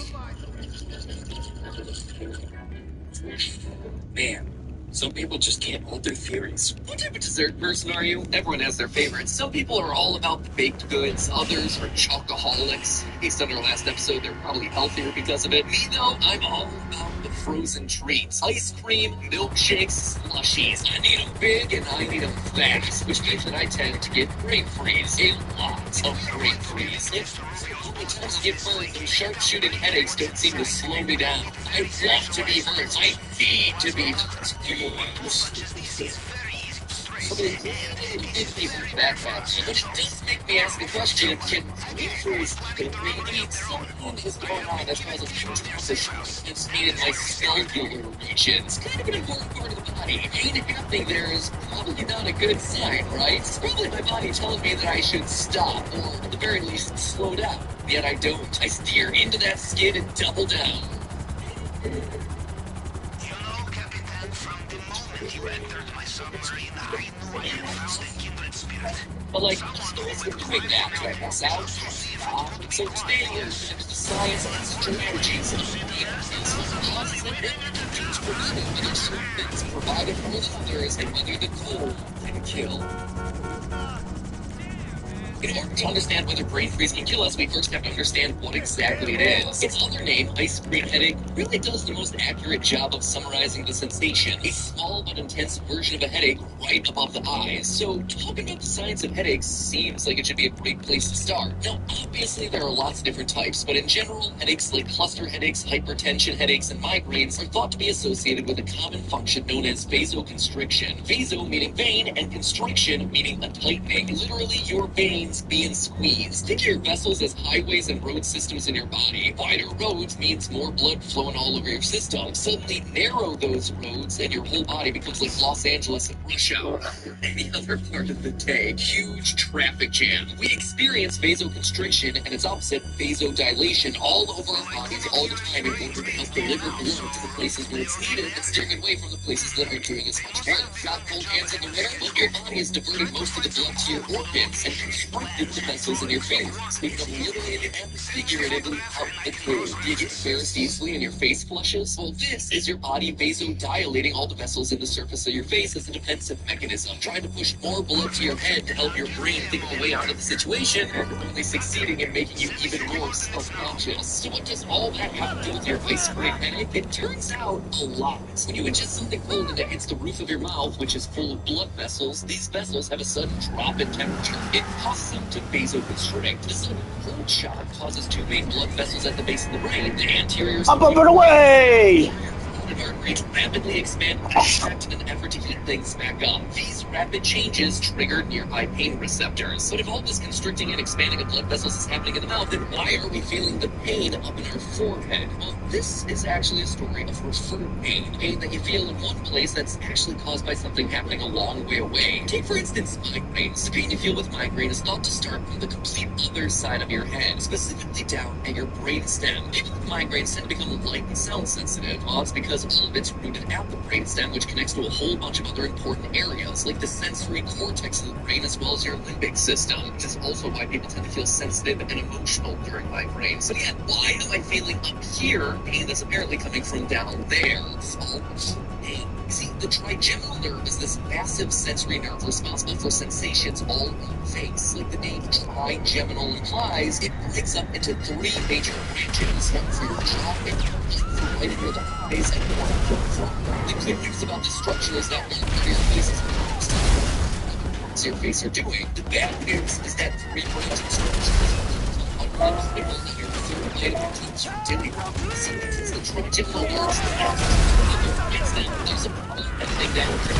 What are you? Okay. And this is why scientists It's ice cream and several of these slushy scientists out there think that brain freeze works in the same way. You sip your Slurpee, the mouth gets cold instantly, and all of a sudden the blood vessels in the mouth are freaking out, expanding and contracting. This rebound dilation sends a pain signal to the brain, which because this thing has all these other branches to it, you're actually feeling the pain up here in the upper branches, just like we were with the headache. So although we have as much knowledge about brain freeze as the majority of the scientific community, yet we still haven't decided whether it can kill us. So what gets brain freeze?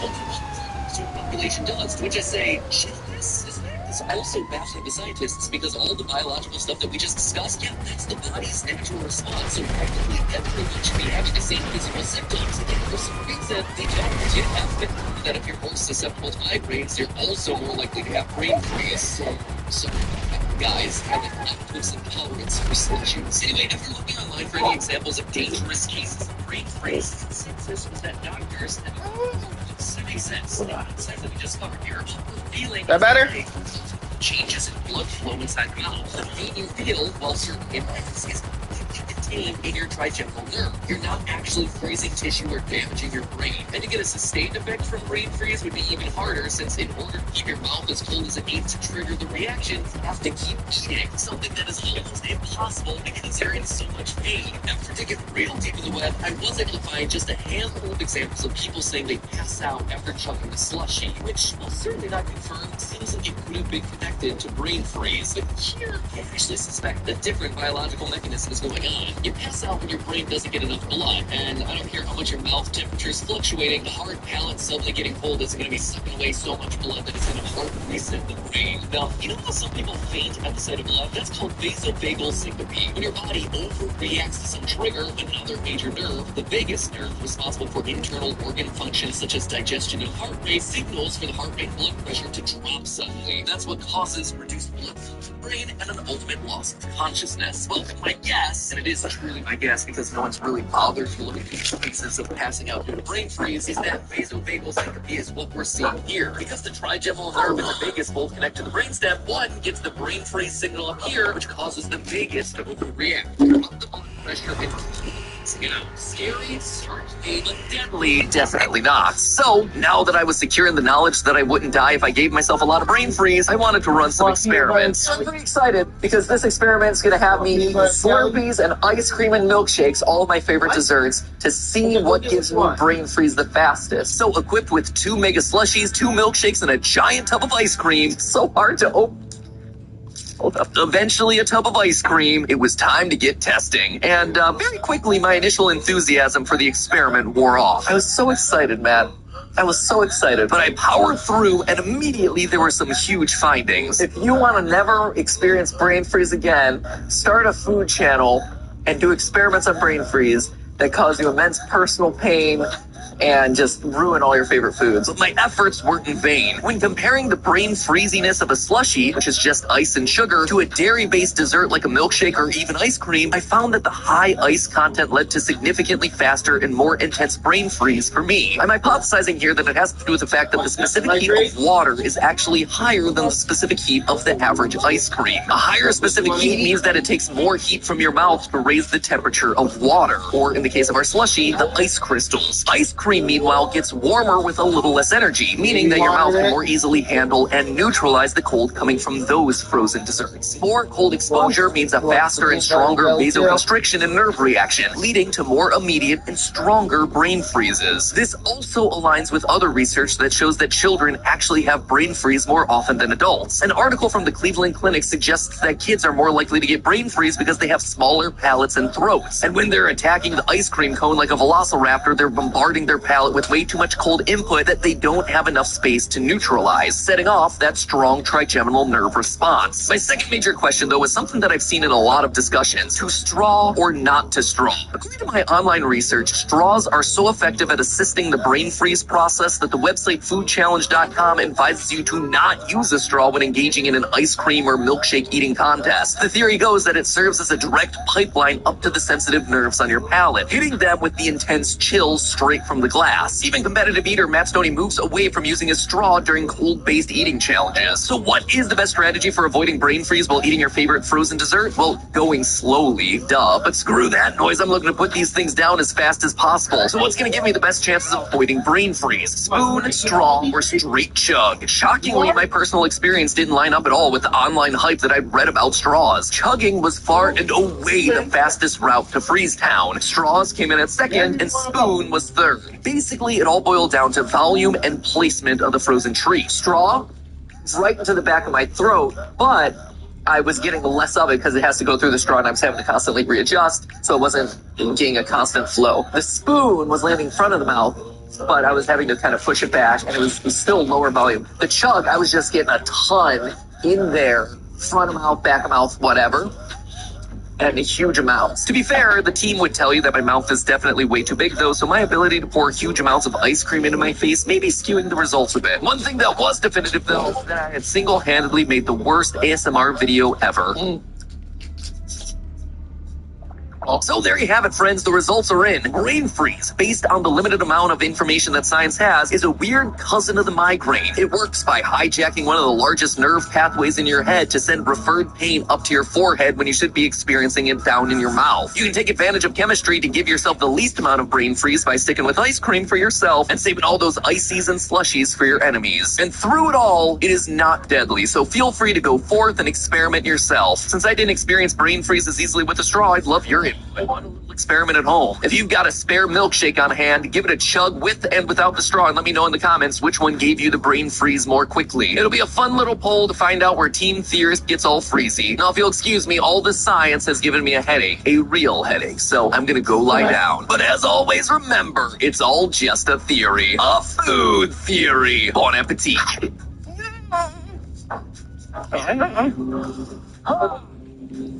Oh. Ah, go away. Oh,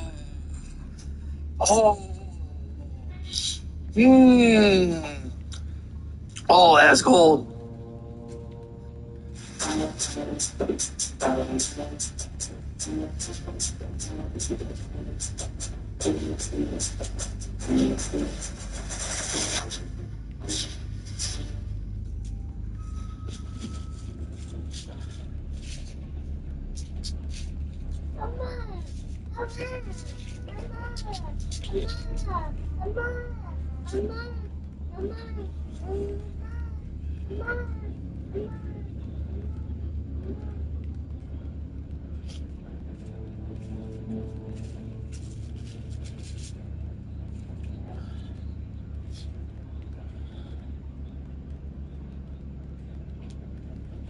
Hey, you want? You don't want this? Want that?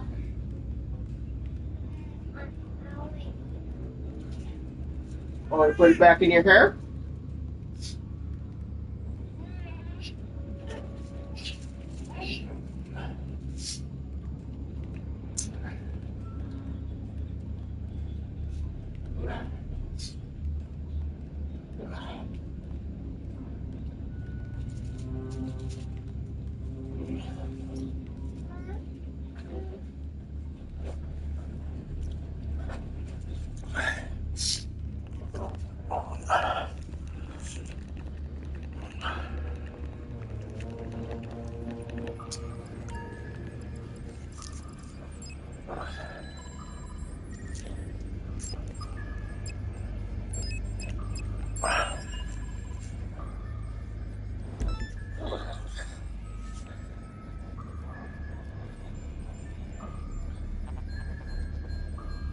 It's 16 days. It's okay. Outside, the weather doesn't seem to be letting up. Days and nights, ceaseless pouring rain flooding the ground. The tide of water literally lapping at your cabin's front door. It'll be at least another week before you're able to get back to civilization. All you can think about is food. The rations ran out on day 2.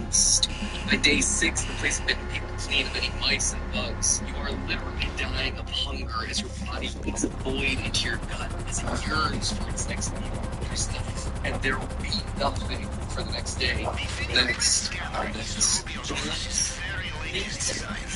Powerful hacking tools will be detected immediately and the whole place will be sealed. Our only chance is to acquire Mr. Rubio's fail-safe device, which can reconstruct his fingerprint in case of emergency. This and only this will allow us to hack the system. And to get it, we will need to find the mainland archives of his head of cybersecurity. Start by going to the GPS coordinates I have sent you. This, and suddenly you know exactly what you need to do. Okay.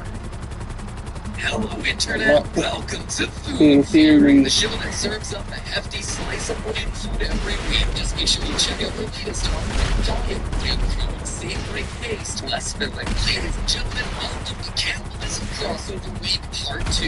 Yep, we've done this before, shockingly. See, almost exactly 1 year ago, we did a 3-way crossover for the Theorist channels, where each video we uploaded explored the trendy and slightly subject of, consuming the flesh of your fellow creatures. We talked about human soda cans over game theory, all these human smoothies on film theory, and how the M&Ms can't seem to stop eating each other over here on food theory. But believe it or not, we're doing it again, because apparently there's just a lot to say about the topic. I was inspired by a video game called Cooking Companions, titled Marinated and Seasoned travelers wind up trapped in a remote log cabin with dwindling food supplies. The nature of this crossover weekend, I can figure out what happens. It's a phenomenal game that takes some very interesting turns, so if you're looking for something more scary, I highly recommend that you watch our video on it immediately after this one. The link is right up in the corner, or hopefully it's in the recommended.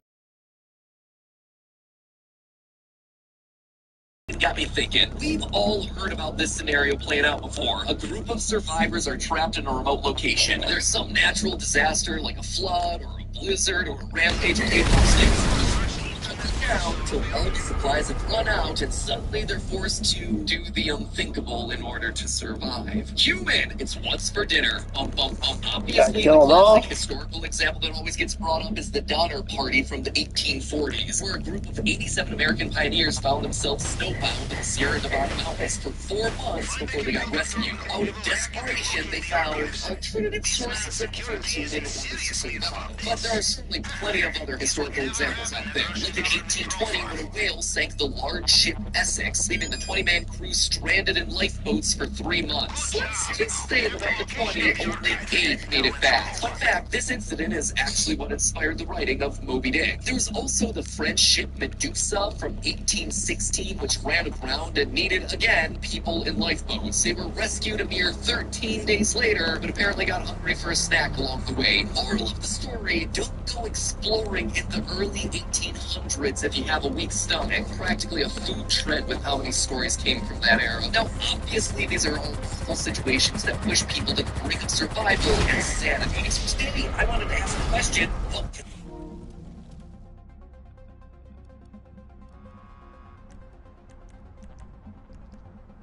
alternative food source. Could we possibly consume a shoe instead of a shin, a shirt instead of a shoulder, a belt instead of a butt? Because sometimes the rescue is only a day away. So before you turn into actual cannibal Shia LaBeouf, let's explore what alternatives might be out there to fulfill your daily caloric needs. Should you be turning to your wardrobe for sustenance? Could you turn to your wardrobe for sustenance? Take a 7, my friends. It's time to eat. Also, just as we're getting started here, we're going to assume that water isn't going to be a problem. In our reference game, Cooking Companions, you spend your time hanging out in the cabin. Luckily, rainwaters have flooded the area around the cabin, so while we're cut off from civilization, we're not cut off from a source of fresh water to drink. Same with situations like the Donner Party, where snow can be melted to give you something to wash down your fillet of soul.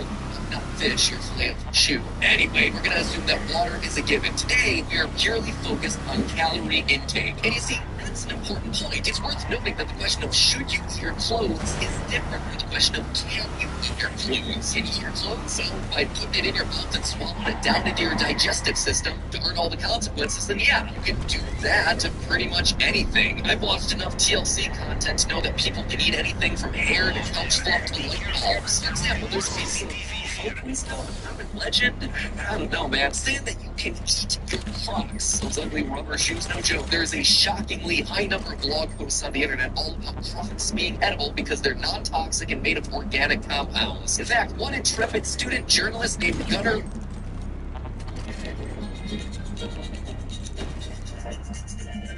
Battenberg decided to put the concept to the test by boiling their shoe for 20 minutes, carving it up, dipping it in sriracha, and chewing, but didn't really manage to break it down into pieces that were small enough to fit down their throats. Eventually just cutting it smaller and gulping it down like a hungry seagull, and then proceeded to linger in their throat for hours. Their conclusion to this little case study, quote, if you're ever stranded on a deserted island with a friend and Crocs appear to be your only food source, take my advice, eat your friend before you eat your Crocs. And Gunnar is right about eating the friend in this case, but for the wrong reasons. You see, Crocs are made of crosslite, a foam resin that has zero nutritional value. So even if you could chew them into pieces, those pieces would give you zero nutrients. They would do nothing to help your survival during that snowed-in cabin experience. You're expending more calories chewing and swallowing this thing than you're putting back into your body. And you see, that's the crux of this episode. Just because you can swallow something doesn't mean you should necessarily eat it in a starvation scenario. We eat plants and animals instead of plastic, foam, and metal because our bodies are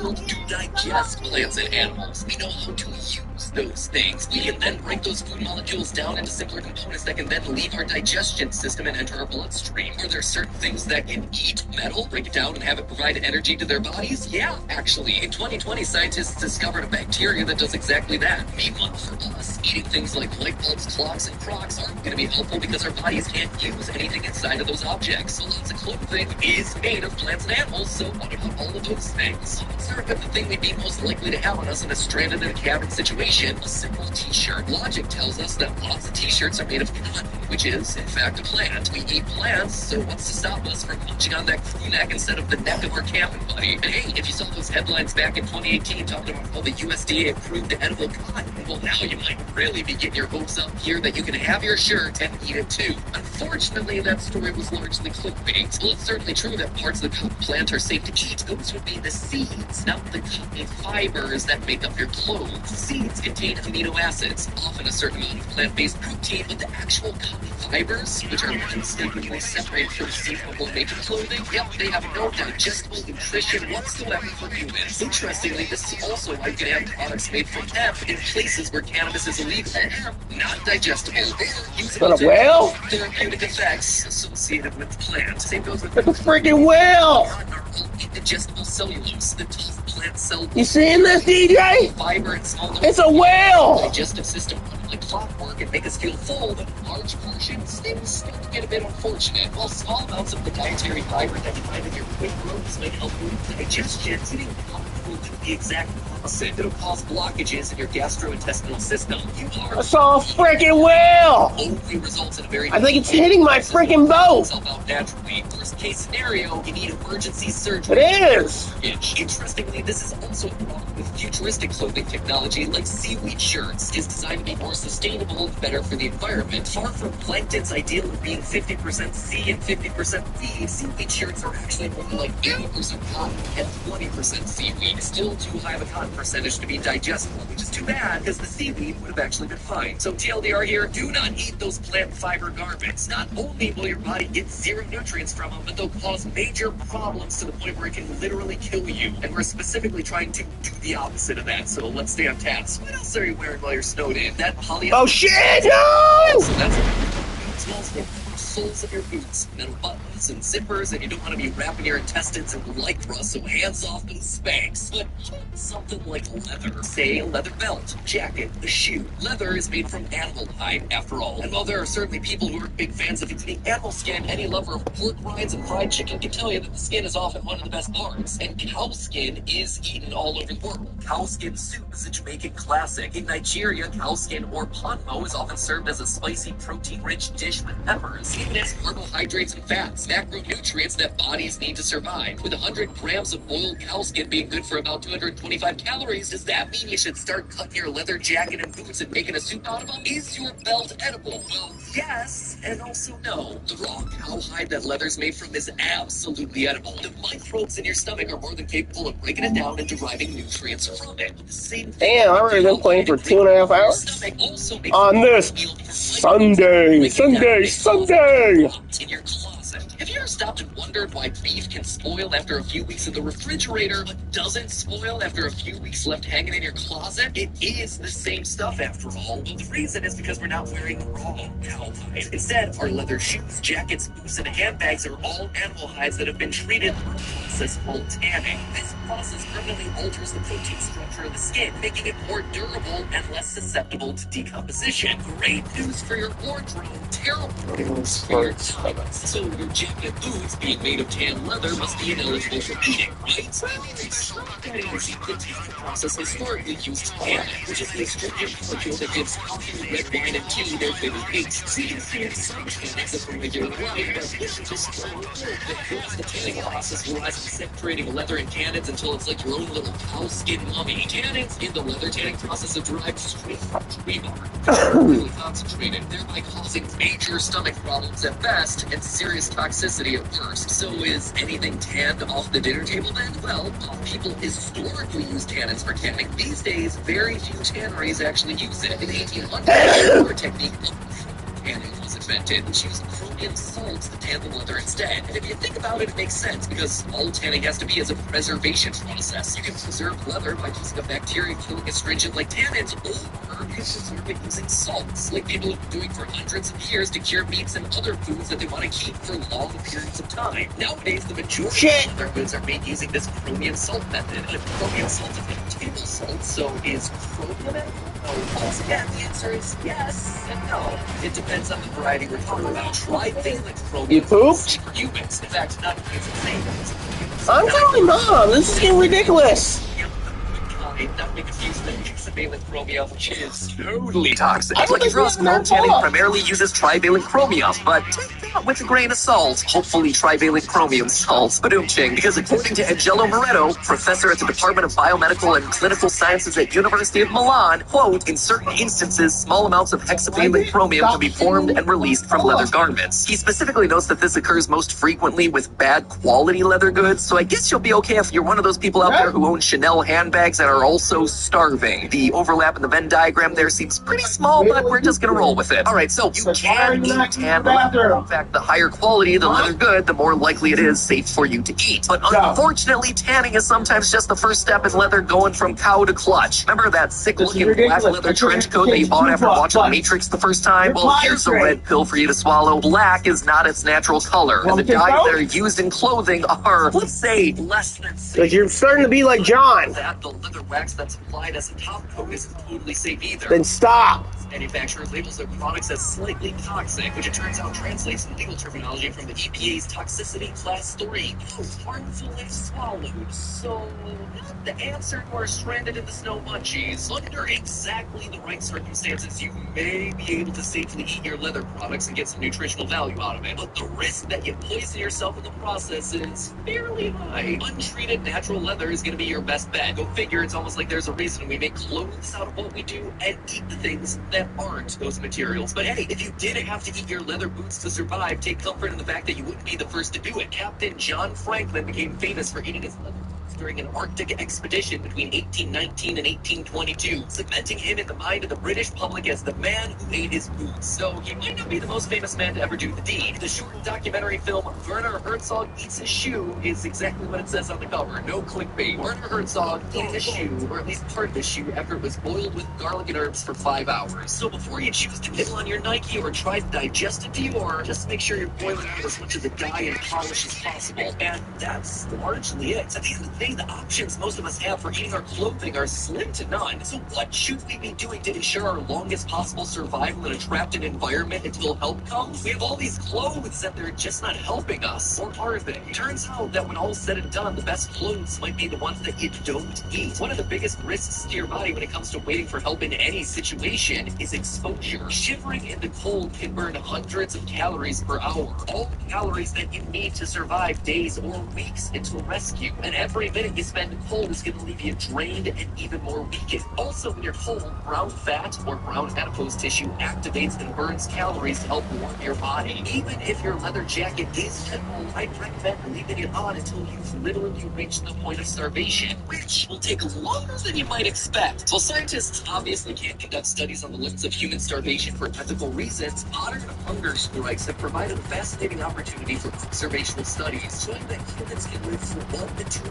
months without food and live, assuming that they're starting as a well-nourished person whose body already has calories stored up as muscle and fat. There have been plenty of real-world examples, like this poor Swedish man who was trapped in his car for 2 months after a snowstorm. He survived with only a few snacks and water. It really throws into stark relief the fact that cooking companions, you pull out your first slice of mystery meat on day 8. Or worse, those guys aboard the Medusa who resorted to cannibalism before being rescued on day 13. So next time you go on a big hike, a trip to a remote cabin, or trek out into the snow, just carbo load ahead of time and make sure that you stick to your fresh water source. Your body might not come out looking healthy at the end of those 1 to 2 months, but at least you'll be alive and not saddled with a lifetime of existential regret as you think about the companion you consume.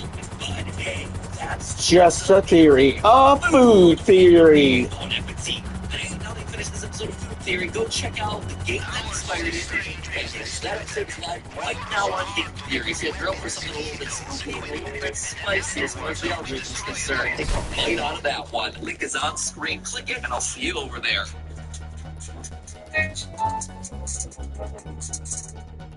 Oh, spice, I hold and finish.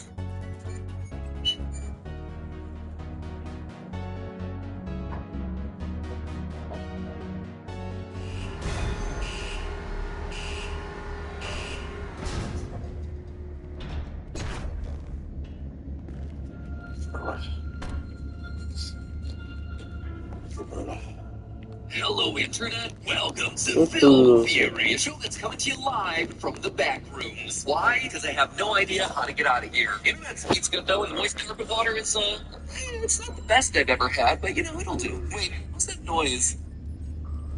For all of you who are uninitiated, the monotone misery that is the Backrooms began back in 2019 when this image was posted to a 4chan board dedicated to unsettling images. Just an ugly series of rooms, right? No big deal. Well, it came packaged with the following text. Quote, if you're not careful and you clip out of reality in the wrong areas, you'll end up in the Backrooms, where it's nothing but the stink of old, moist carpet, the madness of mono yellow, the endless background noise of fluorescent lights at maximum hum buzz, and approximately 600 million square miles of randomly segmented empty rooms to be trapped in. God save you if you hear something wandering around nearby, because it sure heard you.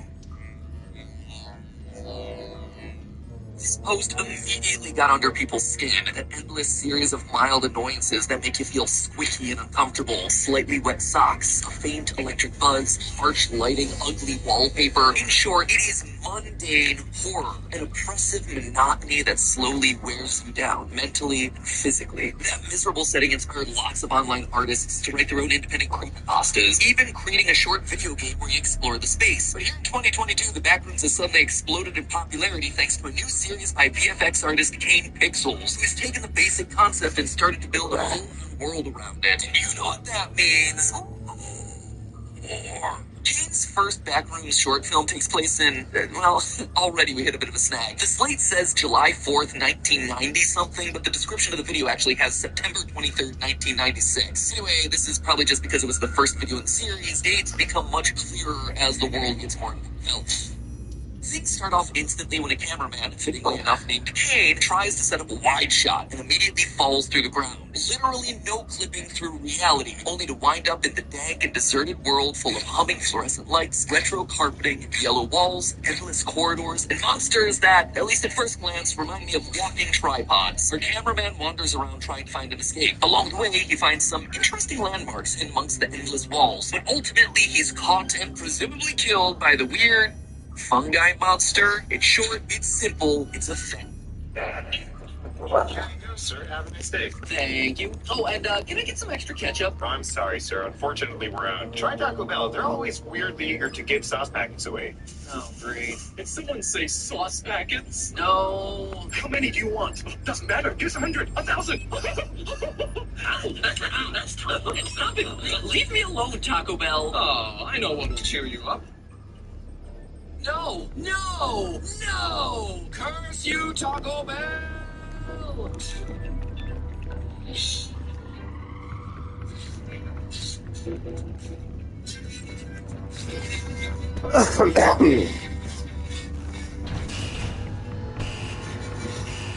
Internet, food theory. The show that's been hitting the bottle a bit more than usual this pandemic. Friends, there has been no shortage of shortages this past year. The toilet paper shortage was rough, but we've been shortage was difficult, but we put on a brave face. Then came the farm shortage, and ultimately we rose above. But if you thought COVID was done screwing our supply chains, best places because the worst one yet is upon us. Theorists, this month's headlines have been screaming it all the year. We've got ourselves a ketchup shortage.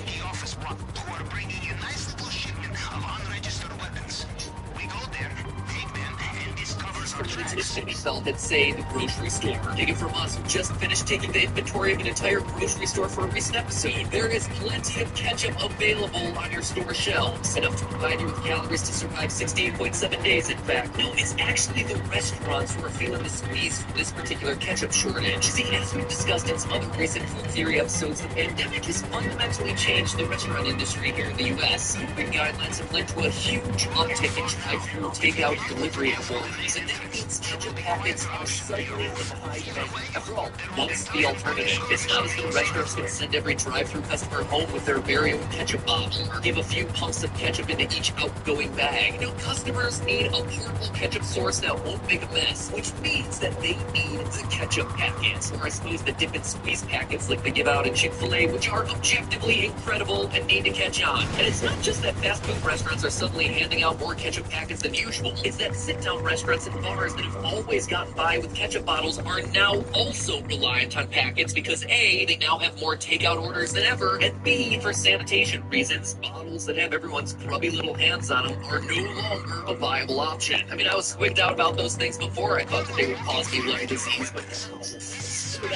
stores all ketchup count in the Midwest is up 43%. So we're really not dealing with a ketchup shortage as much as we're dealing with a ketchup packet shortage, which admittedly makes for a less punchy headline. It doesn't make today's ketchup episode any less spicy. Because here's the other detail that a lot of headlines are leaving out, theorists. This isn't some industry-wide shortage that's caught every ketchup supplier by surprise. It's really just Heinz, the industry leader who's unable to keep up with demand. And this is a huge deal. You should know Heinz is a dynasty in the ketchup business, a dynasty that has, over the past few decades, been making a lot of big mistakes. It's say that this is a golden opportunity for Heinz's competitors to catch up. History is repeating itself right now before our very eyes, and Heinz should be genuinely terrified about these things. But to understand why this is happening and how things might change, we have to start at the beginning. Before Heinz were to catch a dynasty that is big, Heinz got to start with a different continent from Spanish.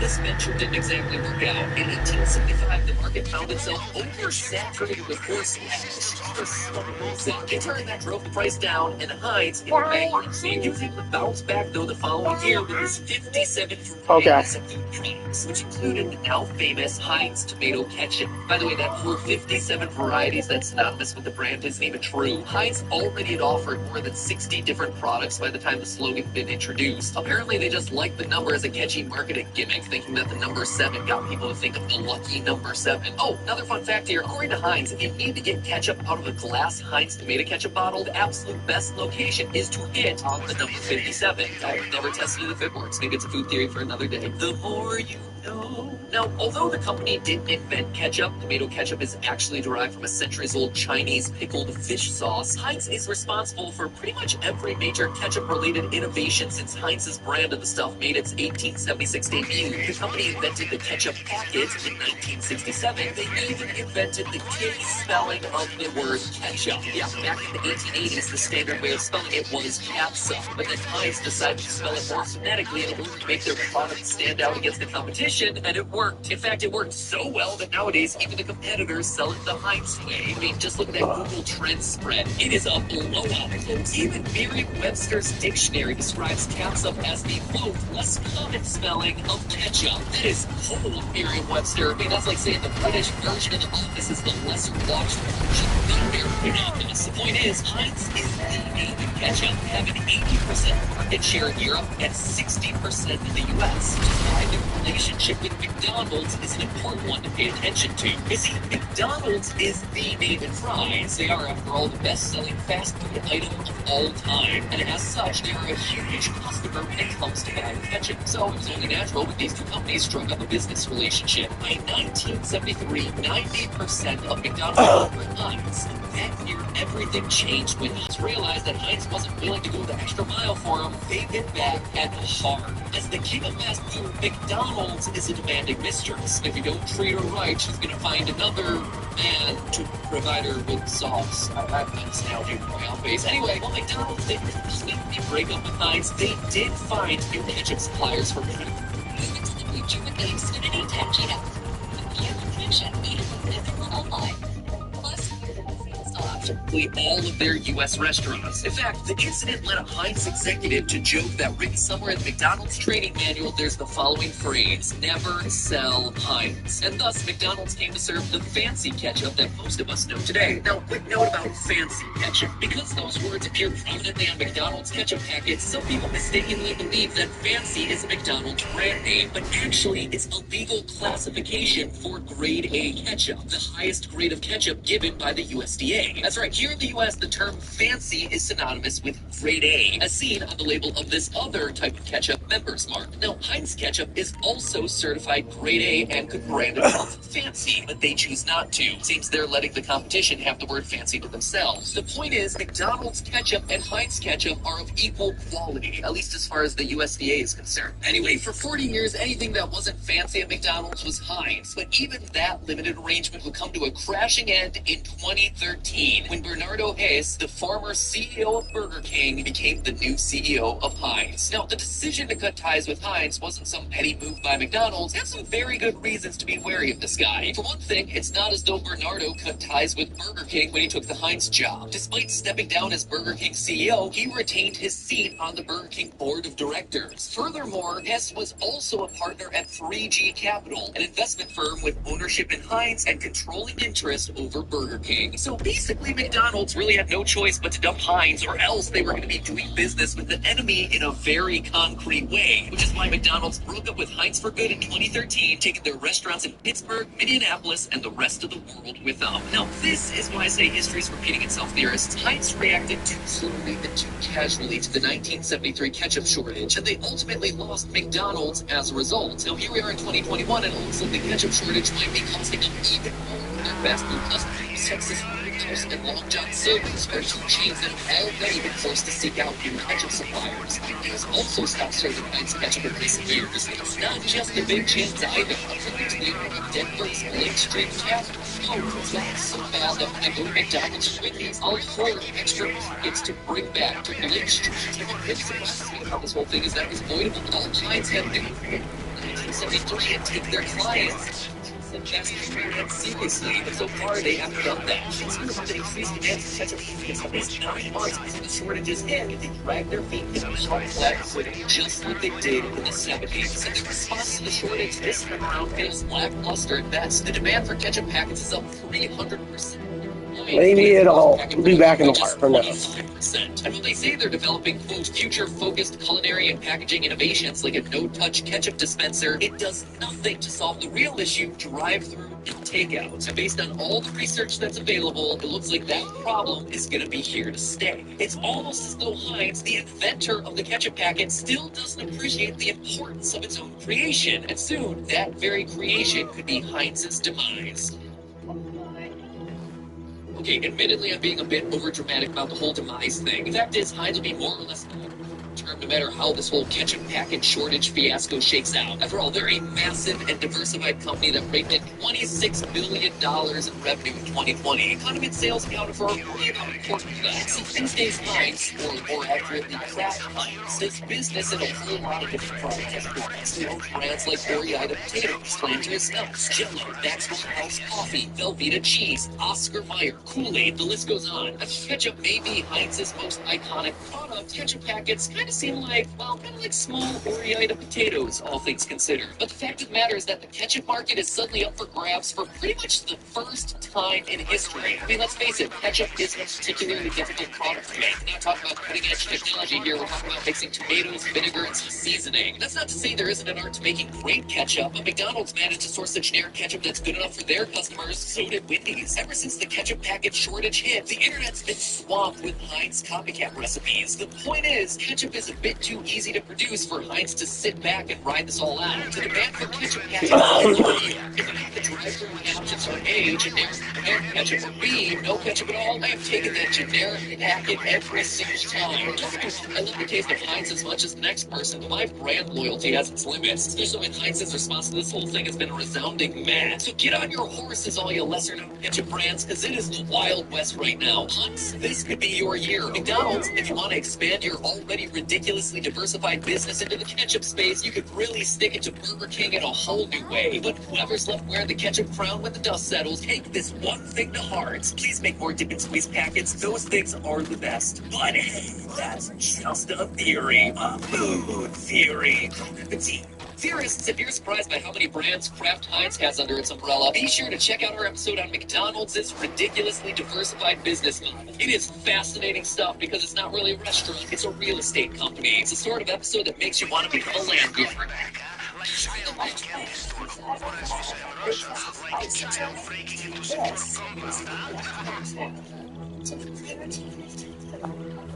West. It's Casino South Bend. Power station is just ahead. Bring it down and the cameras I'd like to start a McDonald's franchise. McTastic. So this says you agree to pay a franchise fee up front. A McFranchise fee, if you will. Nice. And you'll have to pay us a percentage of all your McSales. Okay. Also, we get to pick the location of your restaurant. We own the McBuilding, and you can only McRent from us. This is a bit more intense than I was expecting. I owe my McFood to the company? Sure. You do this another time? You seem McFlurious.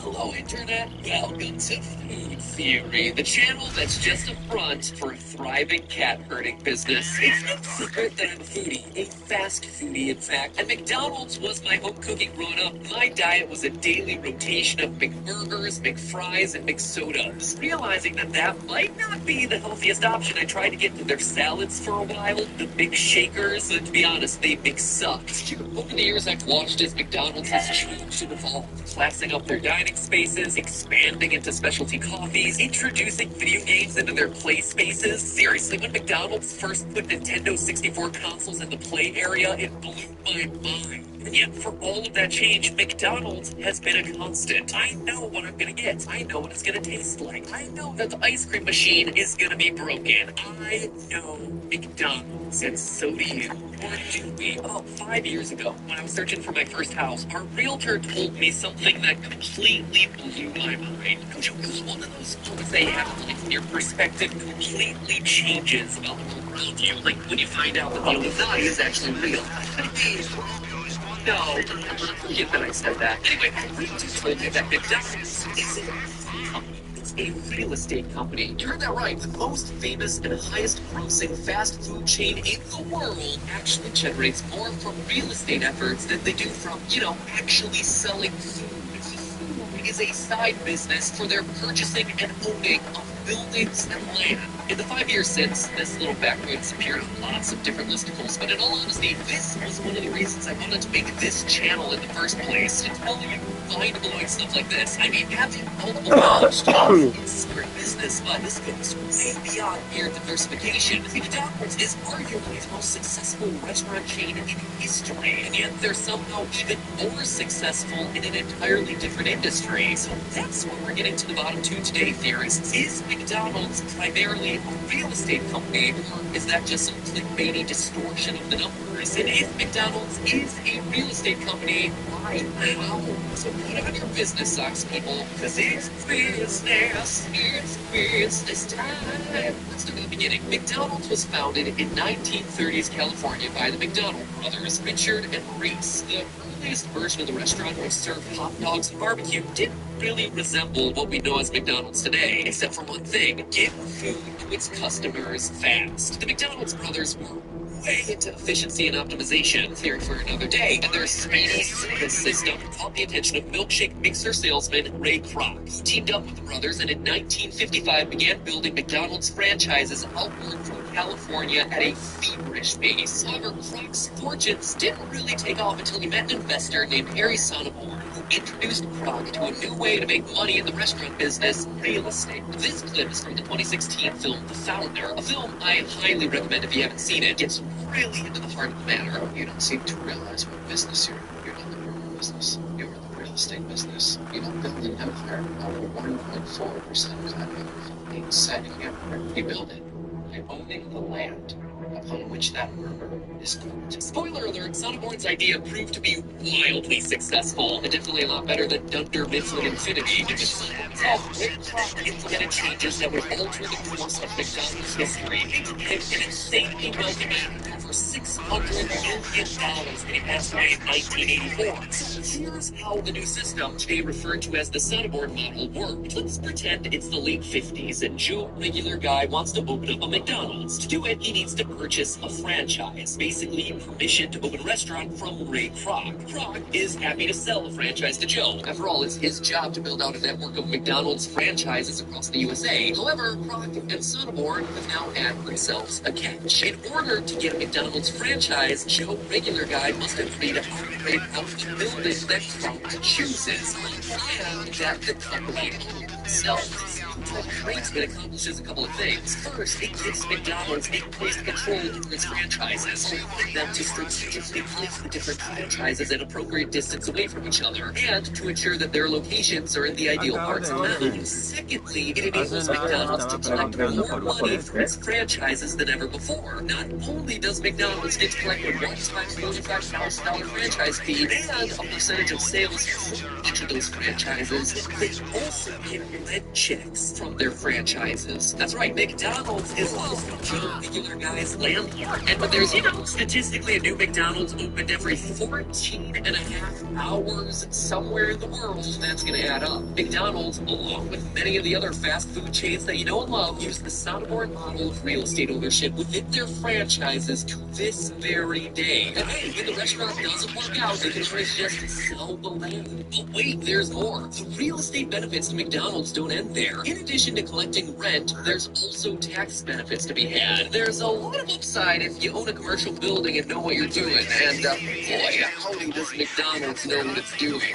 First, the use of commercial land is a tax write-off, meaning that whatever it costs you in a year to buy and keep that land is going to come out of your income before you pay taxes. And here's important. Businesses that earn a lot of money want as much to come out of those earnings as possible, so there's as little left to tax at the end, because taxed money isn't coming back to you or your business. So they buy equipment, they give away bonuses, they invest that money, all of it to get it off the books before it gets taxed. So sure, you might not need that extra camera or whatever, but by spending money on it, you're basically getting a 20% discount on it. The 20% that would otherwise be handed over to the government through taxes. Any firm will tell you want your business to basically look like it's earning $0 at the end of the year by spending that money on things that help the business, but can also function as tax write-offs. I'm not saying this is wrong or right by any means, by by the way. I'm just saying that it's legal, so smart business people looking to hold on to their money try to exploit this for all it's worth. And the Sonneborn model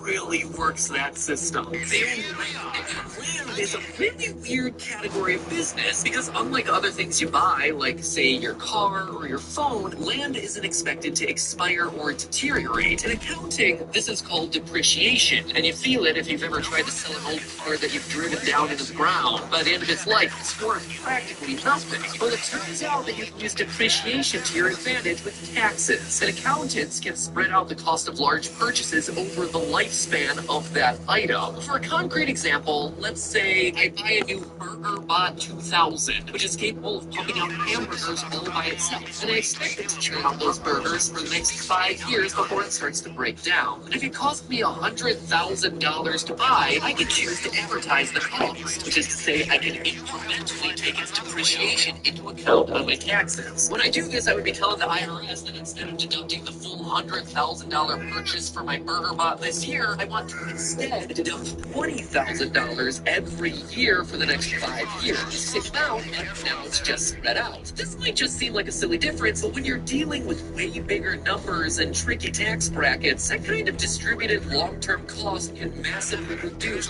each year. Here's how. Say BurgerBot and I are able to earn $50,000 in a year. If I deduct the full $100,000 cost of buying the bot on my taxes in the first year, I'd be showing the government that I wound up with a net loss of $50,000. In that year, I would pay $0 in tax because I've shown the government I didn't earn any money. But then, for the next 4 years, I'm paying 21% on my full $50,000 earnings. That's $10,500 each year for a grand total of $42,000 paid in taxes across all 5 years. That is in scenario 1, deducting everything up front. But now, let's look at scenario 2, where I spread out the cost of deducting $20,000 from my earnings every year. Instead of that minus $50K on year 1 and plus $50K every other year, now I'm telling the IRS that I charge $50,000 that they do minus the $20,000 distributed cost of the BurgerBot. I'm still paying that same 21% each year in taxes for 5 years, but now it's also $30K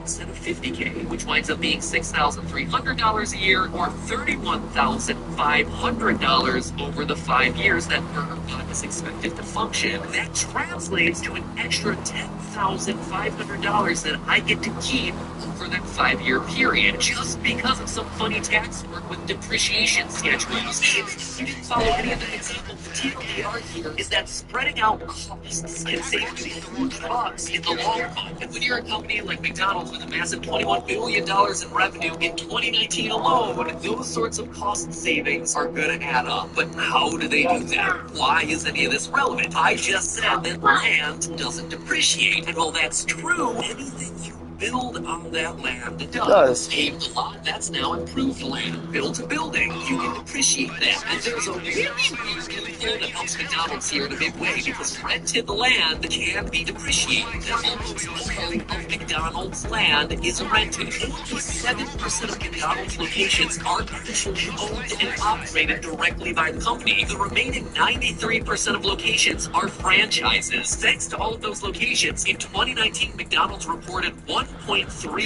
billion in total depreciation, which accounts for roughly $292 million in a single year of tax savings, which is a lot of money. But with annual revenue of $21 billion, it's barely a rounding error. And that's why it's now time for us to talk about revenue versus earnings. Revenue is the total amount of money you pull in, period. You don't subtract costs, you don't subtract taxes, you just count up all the money that you collected in the year, and that is your revenue. Your earnings are different. That is what you actually made at the end of the year after you factor in all of your costs. When you look at McDonald's, their revenue and their earnings tell totally different stories. Remember how I said McDonald's only owns and operates 7% of its locations? Well, that 7% makes up a whopping 47% of its revenue. That's right, the 7% of company-owned locations make almost the same amount of money as the 93% of franchises combined. But owning the location convenience comes with a lot of costs. So when it comes to earnings, the script actually gets flipped. The company-owned locations need to pay all their expenses, from equipment and staff to the land costs. That means that despite pulling in $9.42 billion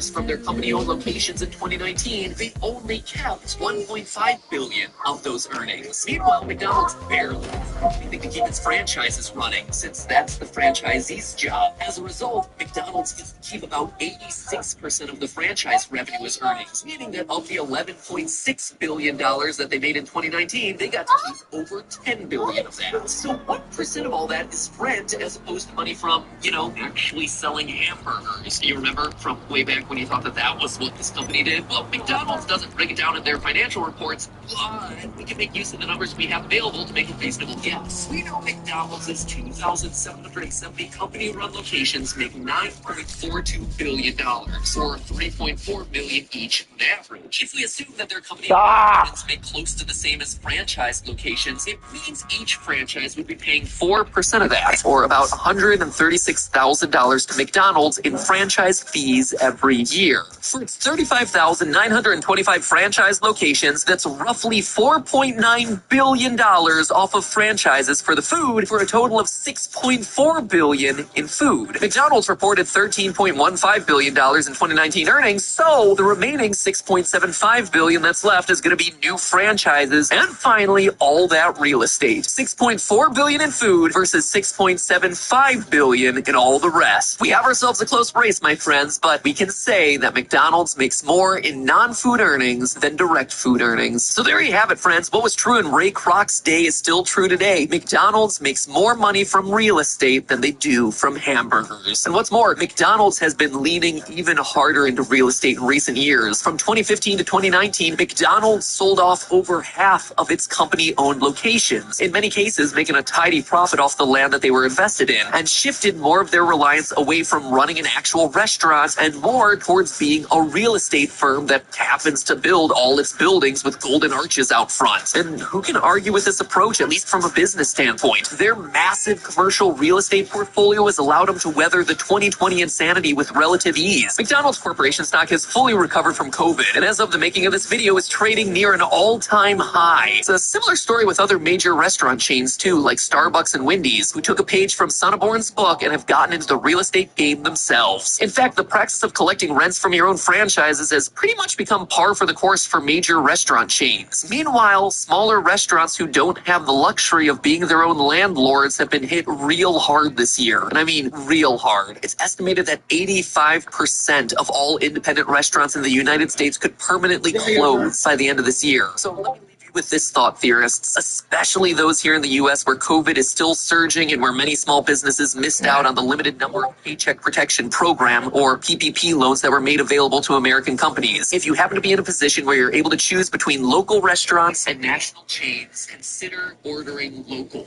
more now than ever before. Oh, and if you happen to be in a position to start a restaurant, consider becoming the landlord too. But hey, that's just a theory.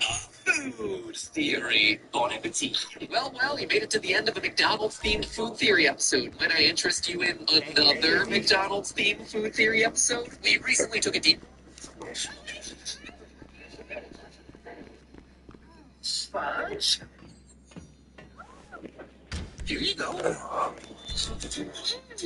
It's Friday, gotta get my fries on Friday. Not sure the bigger size is worth it. Friday, go click the time on Fridays. Still not sure the bigger size is worth it. Super size, yeah. Super size, yeah. This song's hopefully not gonna get flagged for copyright. Do you even know that reference anymore? This thing, this an old one. This an old one.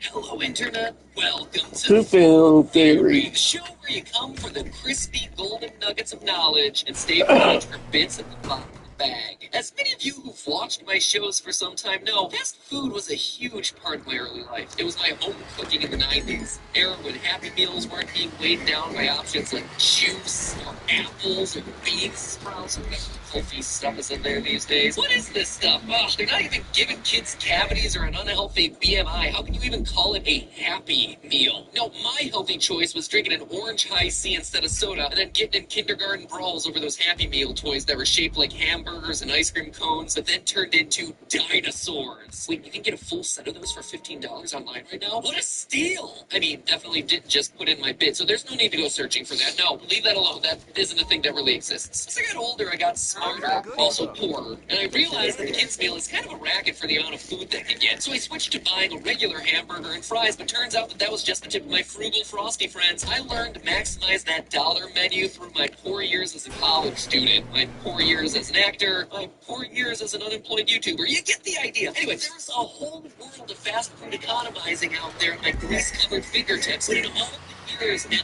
all the fast food since then, I've never done a comprehensive test to see what was the most efficient out there. So today, we'll start with the most universally loved fast food on the planet, the one that sparks furious debates no matter where you're from, and especially here in the U.S. What is the best French fry?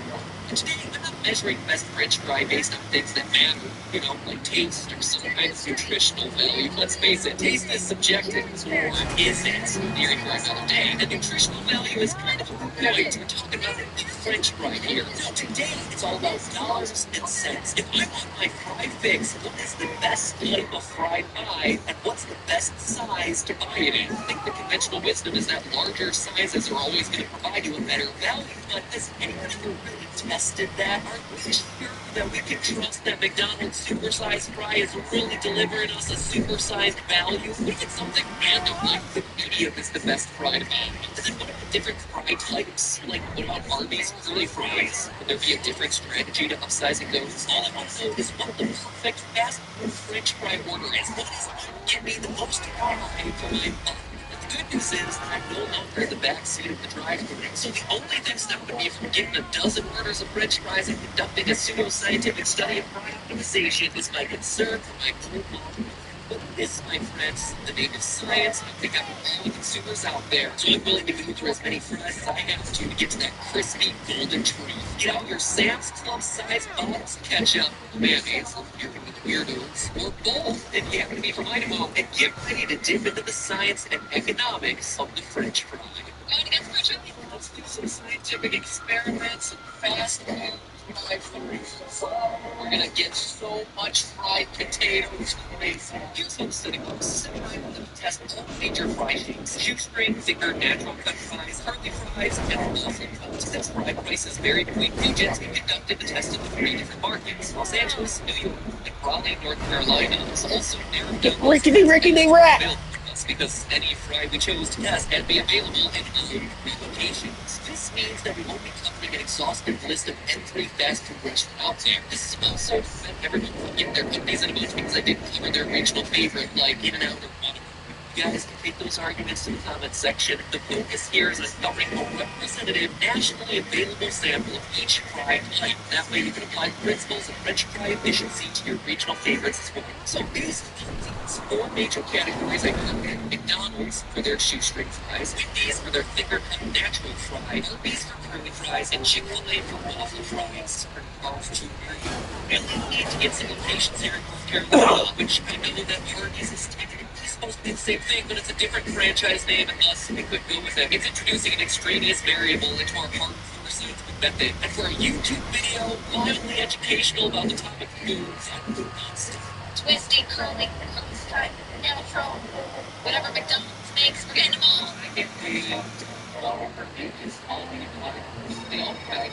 We got an order of small medium large fries from each of the establishments mentioned, except for Chick-fil-A, which did offer smaller than every location we visited, so we only considered their medium and large waffle fry for the experiment. Also, Arby's didn't have their snack size in all 3 locations, so that too was left out of the experiment. But as for the 11 fry orders that were available in all locations, we got each in a separate bag to reduce any ambiguity of which bagler fries came from which order. Then, we used a digital scale to weigh each order of fries without the packaging. So, the Funtime, let me What's the matter?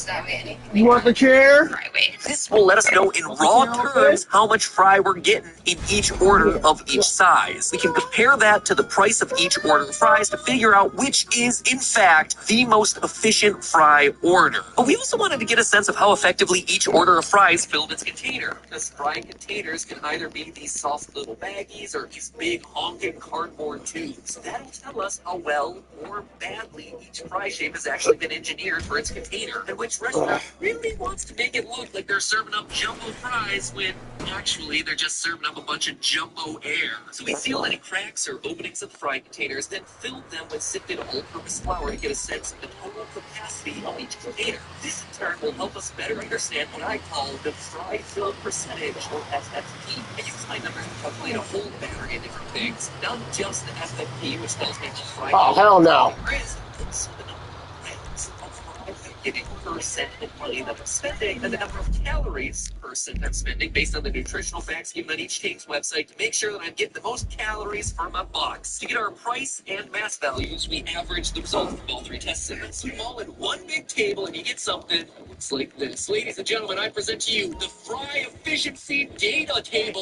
We'll strip that thing to pieces and get the deals done. Much data. Using all of these calculations, we can determine which order of fries is optimal in terms of its monetary value against its competition, which order fills its own container most effectively, and which delivers the greatest caloric punch per cent that you're spending. Let's see how they did, shall we? Starting with what we all care about most, the money. At a glance, the McDonald's small fries.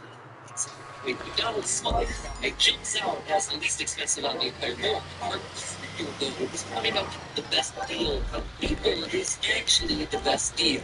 Or if a lot of those fry packs are full of hot air. Literally. In our results, we found that none of the small sizes of fry was the most cost-effective for its respective restaurant, playing into the idea that if you pay a little bit more, well, you're going to get a little bit more fry for your buck, at least to a point. The best cost per gram of the small sizes did indeed come from McDonald's, who weighed in at 1.76 cents per gram, meaning that if you absolutely have to get yourself a small fry, your best bet is a shoestring fry, specifically from McDonald's. Upsizing, as you might expect, and as they advertise, does indeed tend to save you money across all fry types. With the biggest difference happening at Arby's, where going from a small to a medium saves you 45%. In fact, it turns out that the curly fry category is a total wild card. Not only did the Arby's medium curly fry wind up being cheaper per gram than the large, there were actually more fries in my medium order than I got in my large order. You heard that right. We actually paid, on average, 23 cents more for the large and got less total fry in the order,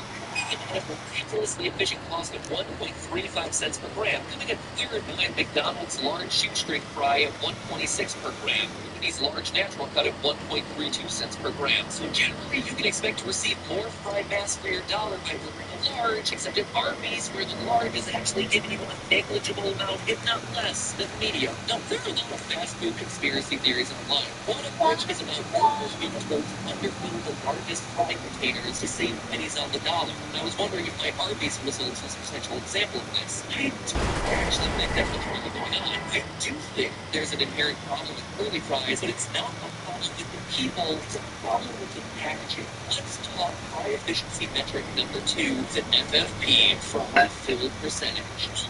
The value per unit of fry tended to increase as the sizes of the orders got larger. The opposite is actually true for the fill percentages. Larger packages tended to result in more empty space. But the shape of the fries and the shape of their containers greatly seem to determine how full the packaging can actually get. Viewers of my other channels like Robert did an episode of how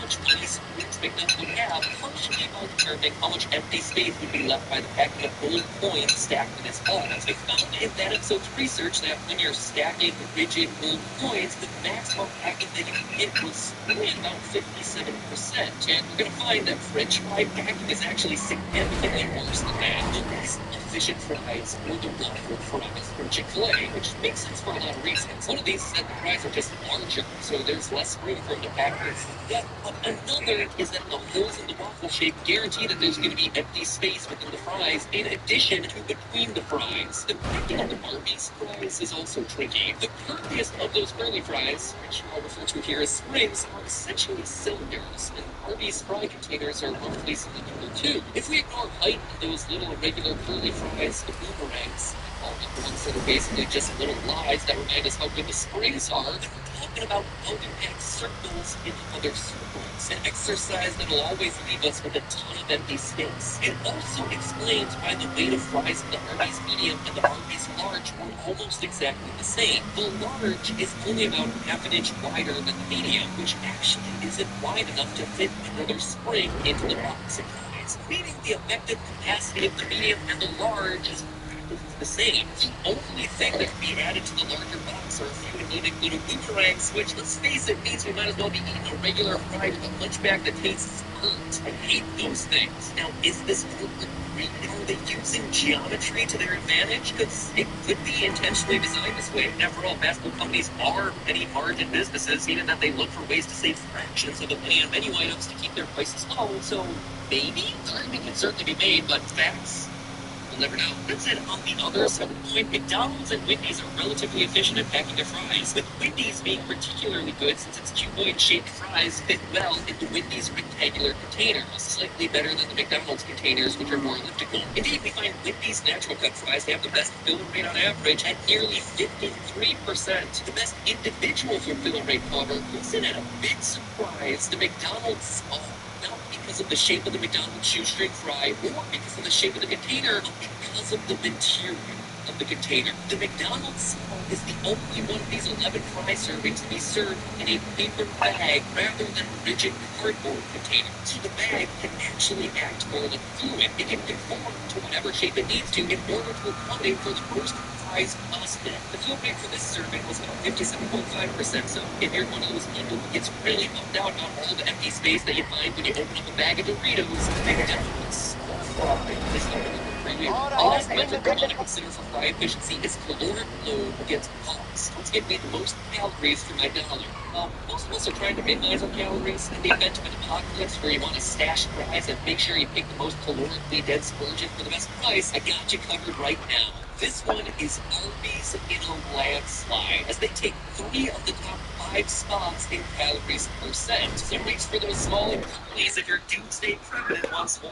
french fries to be a part of that for some reason. And with that, we tabulate our results, taking into consideration total value and cost per gram, the ratio of the container, and calories percent spent. For optimized french fry champion is, man, not another drum roll gag. I'll just say it. Wendy's large fries with an impressive 26 points out of what would have been a perfect score of 30. Our runner-up was the Arby's medium with 22 points, and in last place was the Chick-fil-A medium waffle fry with just 8 points overall. And never, never, never order an Arby's large. If you're ordering at Arby's, always order a medium. So there you have it, friends. Wendy's large fries and Arby's medium, the 2 most efficient fry purchases of them all. The last real question I'm left with today is whether dipping your large Wendy's fries in a Frosty means you're genius or disgusting. Oh, and the other question I have is, since subscribe button remains unclicked, consider remedying that right now. In case you didn't know, this is just one of 5 videos that we've released as part of our channel launch today, so keep going. Keep watching. You are only 20% of the way there. You can do it. Achieve full completion, my friends. I believe in you. If you manage to watch all 5 today, you get the theorist seal of approval.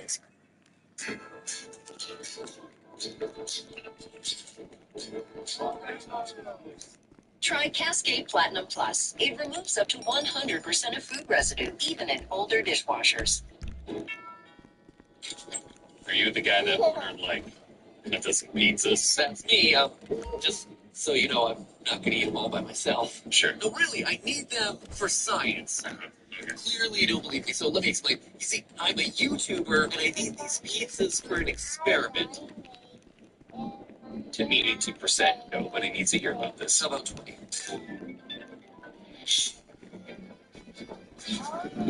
Hey, the club is very cool. Nice seeing you got here.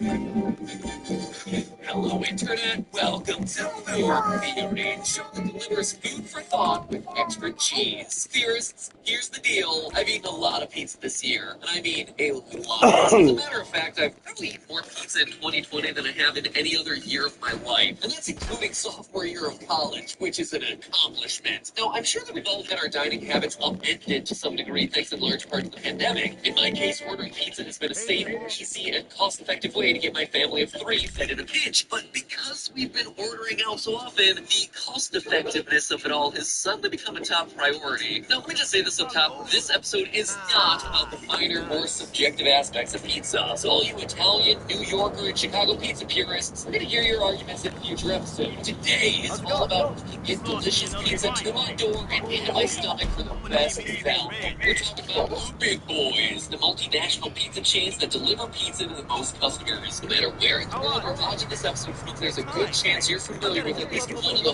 4 biggest pizza chains worldwide: Domino's, Pizza Hut, Little Caesars, and Papa John's. Now, I'll be the first to admit I definitely prefer the pizzas from certain companies on this list over others, but at the same time, I'm not here to argue against the world's palate. These 4 companies all managed to strike a chord to customers the world over. So today, Food Theory is focusing on a more measurable and objective metric: value. That's right, we're going to figure out who delivers the pizza that's objectively the best for your buck. We've done it with fast food fries, we've done it with fast food soft drinks, and today, Food Theory is doing it with pizza chains. So kick back and enjoy yourself a slice, theorists. Today, we're going to show you, the consumer, which pie takes the cake. Now, as far as I'm concerned, there are a few major categories that need to be addressed. The first, What up, man, bro? pizza and $1. I want to know how many grams of pizza $1 is buying. The way I see it, if I'm going to spend my hard-earned money on a pizza, it better fill me up. If I want to eat food that's actually just air, I can buy some cotton candy. But if I want to feel like there's a giant stone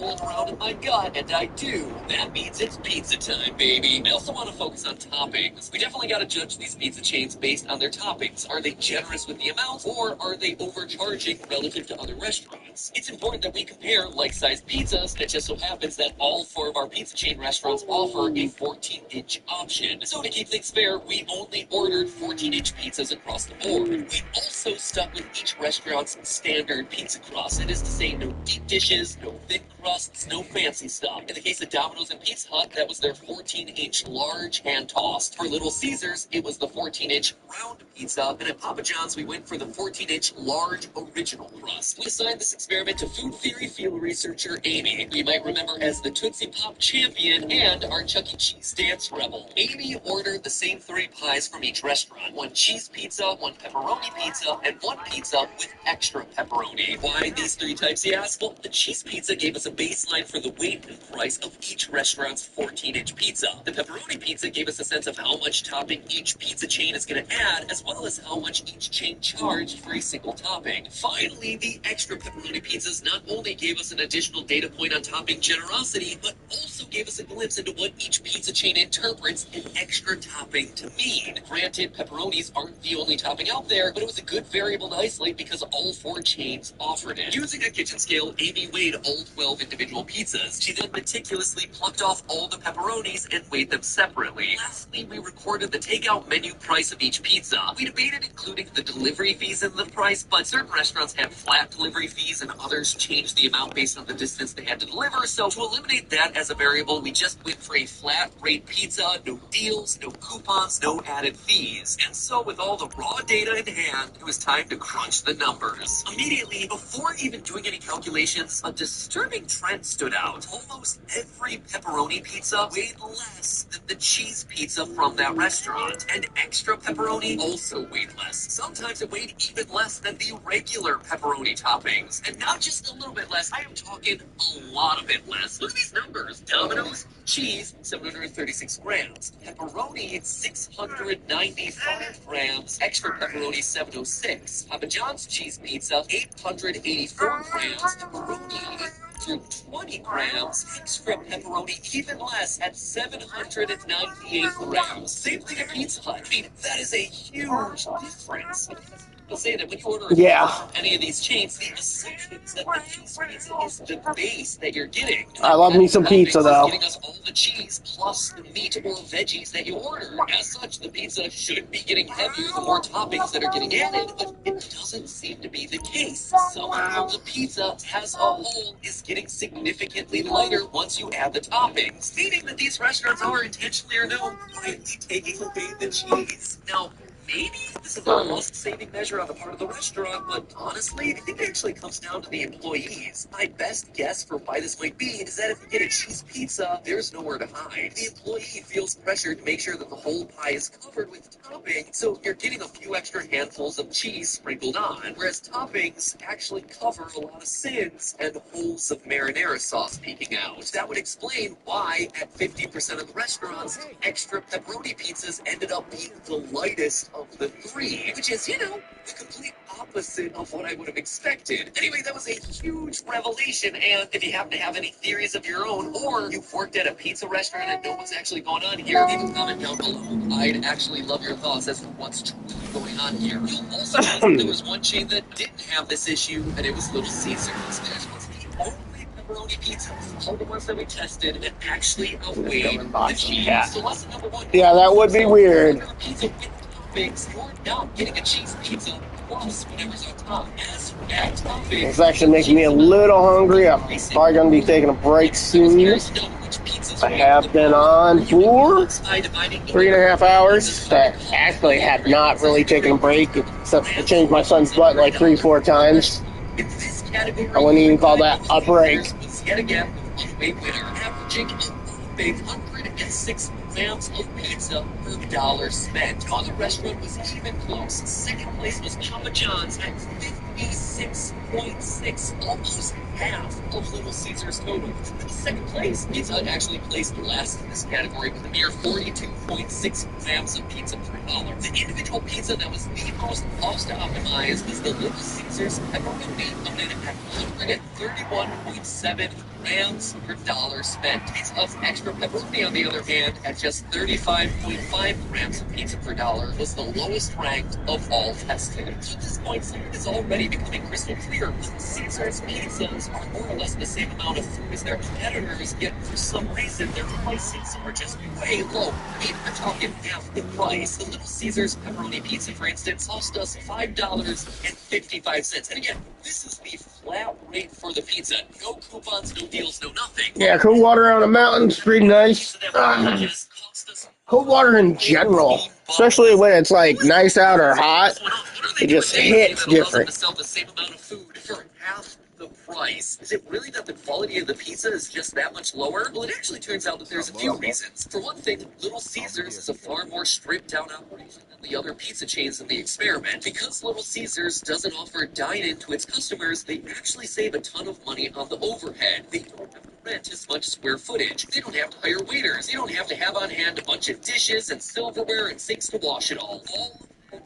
Into the cost. They also do the absolute minimum when it comes to delivery. For the past 20 years, I'm assuming you mean tap water as an option. This year was the first year they brought it back, and even then, it was mostly through third-party apps like DoorDash. So Little Caesars is outsourcing their delivery, while the competitors are shelling out to hire in-house delivery drivers. Another reason Little Caesars prices are so low, and this is the one that you might expect, is the cost of ingredients. For instance, Little Caesars blends less expensive Munster cheese with its mozzarella cheese, and the competitors don't, so that's going to save them there. But here's what really surprised me. Perhaps the biggest reason why Little Caesars can sell its pizza for less is the fact that they're not entirely in the pizza game. They're in the food distribution game. If you saw our past food theory and how McDonald's is actually a real estate company, you understand how a restaurant can keep its prices ridiculously low by making its real money in a connected industry. In McDonald's case, they got into the real estate game as a way to earn rent off of its franchises. In Little Caesars' case, they saw an opportunity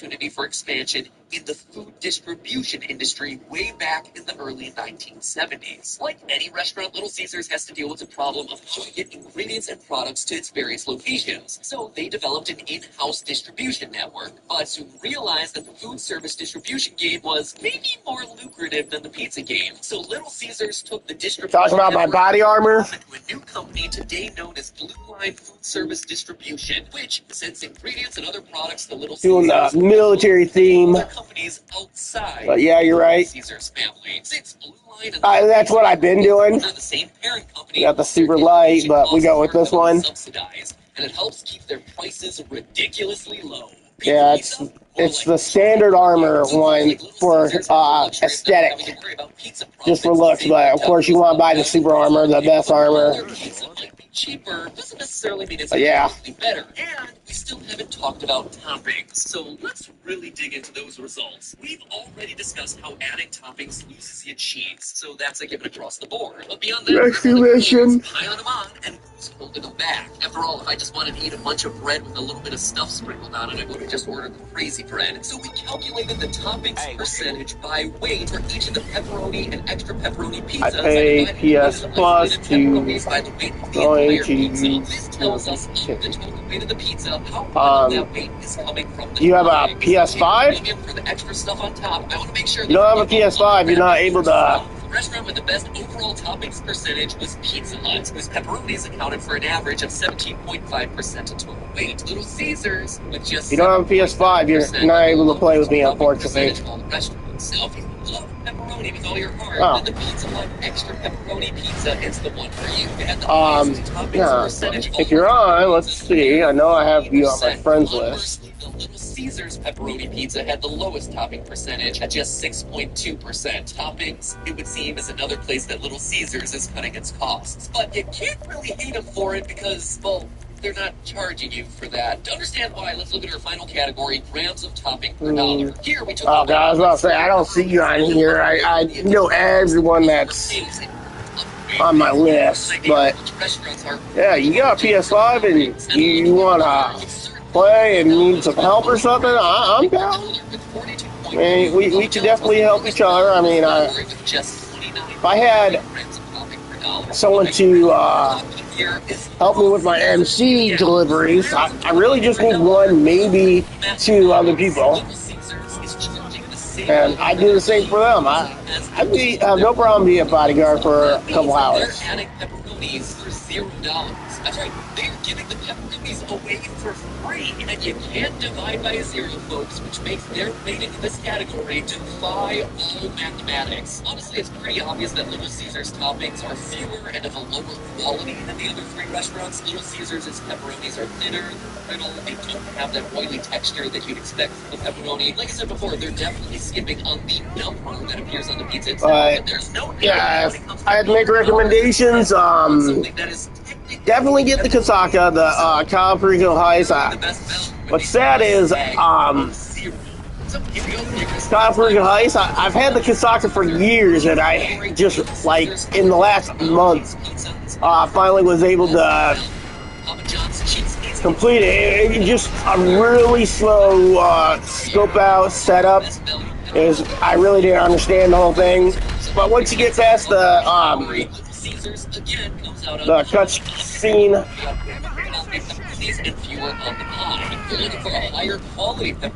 yeah, no problem, man.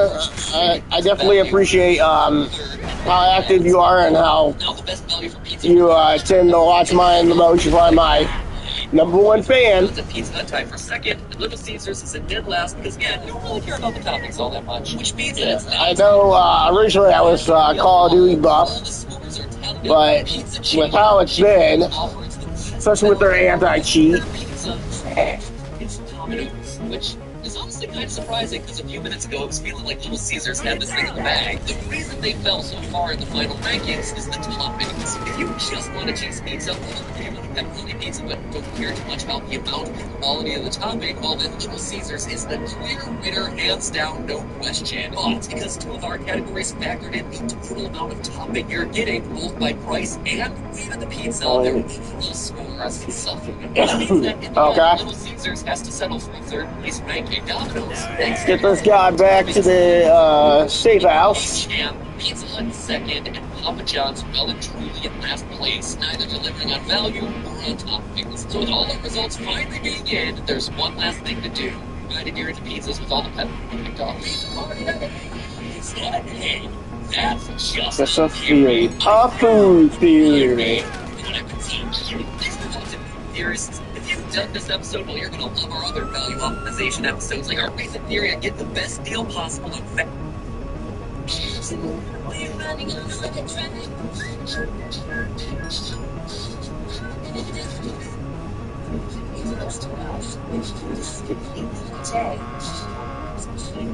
There's a lot of stuff that need to be fixed, especially with YouTube. TikTok user Moiker went viral, racking up over 12 million views and counting. The video suggests that McDonald's cups, despite appearing to be different sizes, I'm a long way from the minimum 1,000 subscribers I need. We never see the bottom of the cups, so obviously there's something already inside those cups taking up volume. Myth busted. But you better believe I'll be streaming GTA 6 live when it comes out. Come on. Oh, okay, so I'll need your information, but you can just add me like you did before. It's Ender1, WON. Right, but TikTok, the restaurant is the only thing you got wrong. Sorry, BK.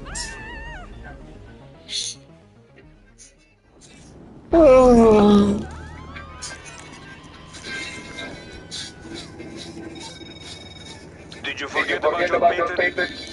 Hello, Internet. Welcome to Oh, I forgot.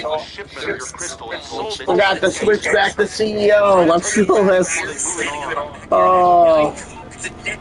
I hate doing these things. In a previous episode, Team Theorist carried out an experiment to determine which fast food French fry order is objectively the best. Definitely checked that one out if you haven't already. Today, though, we're giving fountain drinks the same treatment, which means that I finally have myself an opportunity to write off massive quantities of Diet Coke as a business expense. I can't use it.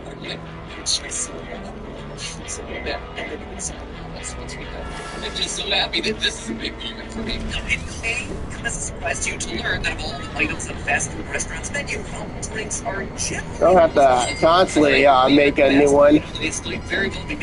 Wow, this thing's like really next door where I was. This is because fountain drinks are just extremely cheap to produce and require next to zero to prepare in restaurant. It's not uncommon for restaurants to sell fountain drinks to customers at $8. And that's why you don't really use homing. I sure got on foot now. I'm willing to bet I'm going to have to...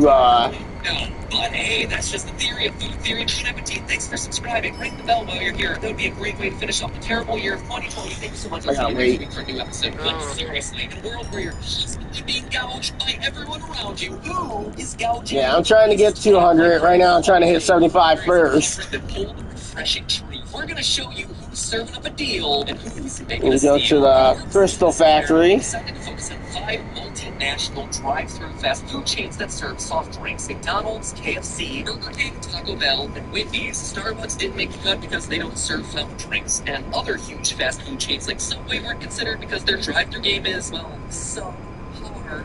One day when COVID's over and dining rooms across the U.S. are back up, maybe we'll be able to conduct a broader experiment that looks at non-drive-thru options, but till then, food theory, plain and safe, as should you. Now, in order to make the objective winner of fast food soft drinks, I wanted to consider 2 different things. First, obviously, I wanted to know whose soft drinks are priced the lowest, so I decided to measure the true volume of soda in each and every cup, and then divide that by the cost in order to determine the amount of soda that you're getting per dollar that you're spending. The second order of business was to then figure out which restaurants, if any, were screwing the customers over by adding tons of ice or not filling the cup up all the way. I decided that we could determine the fill percentage I of each soft definitely drink appreciate that. actual volume There of we soda go. in the cup by the maximum capacity of the cup. That is, how much liquid the cup can hold before flowing. So, yep, figuring out now, which is perfect. Exactly how much soda was in the cups. Sure, I get that McDonald's is like 62 ounces, 473 milliliters. Let's blow this thing open. 592 milliliters and so on, but that doesn't tell us how much soda is actually reaching the customer's lips. Some of that cup space is being taken up by ice, some of that cup space is being taken up by air, and so with strainers in tow, Team Theorist went out and collected data from numerous drive-thrus in Los Angeles, California. And each See you, boys. size lineup, if you will, meaning that we ordered a I wish. Like, even YouTube star, YouTube star, Mr. Beast Doesn't even have that many. Exactly as it appears on the menu. We didn't customize the drink order in any way. After receiving the drinks at the drive-thru window, we immediately separated the ice from the soda in every cup. And I'm talking right there in the parking lot in our cars so as to minimize any ice melt. We then measured the liquid volumes of each soda order and combined. Okay, so I still have my supplies, all the numbers. Here's which is good. First up, count of soda per I'd hate dollar to have lost that spent. too, but all that product. Now, ice, $1 can buy at each restaurant. The number one winning drink in this category was the McDonald's Large, which averaged 22.2 ounces per dollar, or 657 milliliters per dollar spent. Followed by second place, the McDonald's. I just wanted to make sure this place wasn't shut down, because I have it sometimes when you fill those things. A McDonald's again, the McDonald's small. Yeah, got to disband and become CEO. So for those of you keeping score at home, there's no typo here. McDonald's. What job? The podium. Conversely, coming in last place with a mere 42 ounces or 124 milliliters per dollar was the Burger King. I'm confused what job you're talking about. Well, first of all, that wasn't the Coke lockup. That was the Crystal lockup. But they're under the MC, the motorcycle club. Lineups of each restaurant were averaged together. McDonald's naturally emerged as the best. You can buy the businesses from your MC headquarters. Right on their heels. Okay, how could McDonald's have earned itself a clean sweep? Well, an interesting thing about McDonald's. Yeah, all the MC businesses are under the motorcycle clubhouse, which I believe you get on. In our experiment, all price their drinks the way that you'd expect. The larger the size, the larger the price. That's weird. It won't even let me pull up my phone. They grew a conscience and decided to It's bugged. mark their soft drinks by about 400% or so. Yeah, right. Or they decided it was better business to use ultra-low drink prices to lure customers and expect them to add a burger or some fries on the side when they're just popping in for a soda. Given that McDonald's quarterly sales shot up by an impressive 3.9% immediately after implementing the new That's weird. system in the U.S., it sure seems like it was a winning strategy. I guess when you're a so-called restaurant that makes most of your money in real estate, see also our other video on McDonald's, you can really undercut your competitors on drink prices, huh? By the way, for all you mad lads who like to maximize your It won't let me pull up my phone. Ice ran the numbers for that one too. The results were pretty much identical to these results. I'll try a new session after this. Yet again, the most cost-effective no-ice soft drink order by far is the McDonald's Large, which gets you a whopping 30.2 ounces, that is 893 milliliters for $1. Likewise, all you thrifty soda shoppers out there should probably avoid Burger King. They have the least cost-effective no-ice drink lineup of all the restaurants, and their small drink was the priciest per ounce at a mere 6.6 ounces per dollar. How much did I get? 50 G's. And you can do it every, I think, 48 minutes. Pretty much, I calculated. Highest fill percentage and the drinks that the lowest fill percentages both came from Burger King. Yeah, I think it's bugged. An extremely high fill percentage of 89.7%. No other drink from any other restaurant came within 10%. Okay, I'm gonna find a new session. Burger King Medium had a strikingly low fill percentage of 56%. In fact, so much of the Burger King Medium's cup was taken up by ice that it basically held the same amount of soda as the small. When you factor in the ice, the Burger King small and medium were only different by 0.1 fluid ounce, 3 milliliters. And remember, we arrived at these numbers by averaging multiple locations together. One of the Burger King orders that we got actually had a medium drink with 2 fewer ounces of soda than I'm pretty sure I am subbed to myself. I'm not trying to have bogus subs either, though. Drinks were considered. Burger King's low-scoring medium largely canceled out its high-scoring large, and Burger King finished second overall in fill percentage, closely behind Wendy's #1 placement with an average of 73.8%. KFC's lineup of drinks was the clear loser. They won't even let me pull up my phone here either, so I'm probably going to cut the stream, but I'll be right back after I get something. Take home the crown, a drink needs to have performed well in both categories. Amount of soda per I'll be right back, guys. Look for the thing. It'll probably be like 10-15 minutes. By the time you're halfway done with it. I mean, come on. If I wanted to drink a watered-down Diet Coke, I would have ordered a Diet Pepsi, okay? For the final tally, I took the rankings of each soft drink in both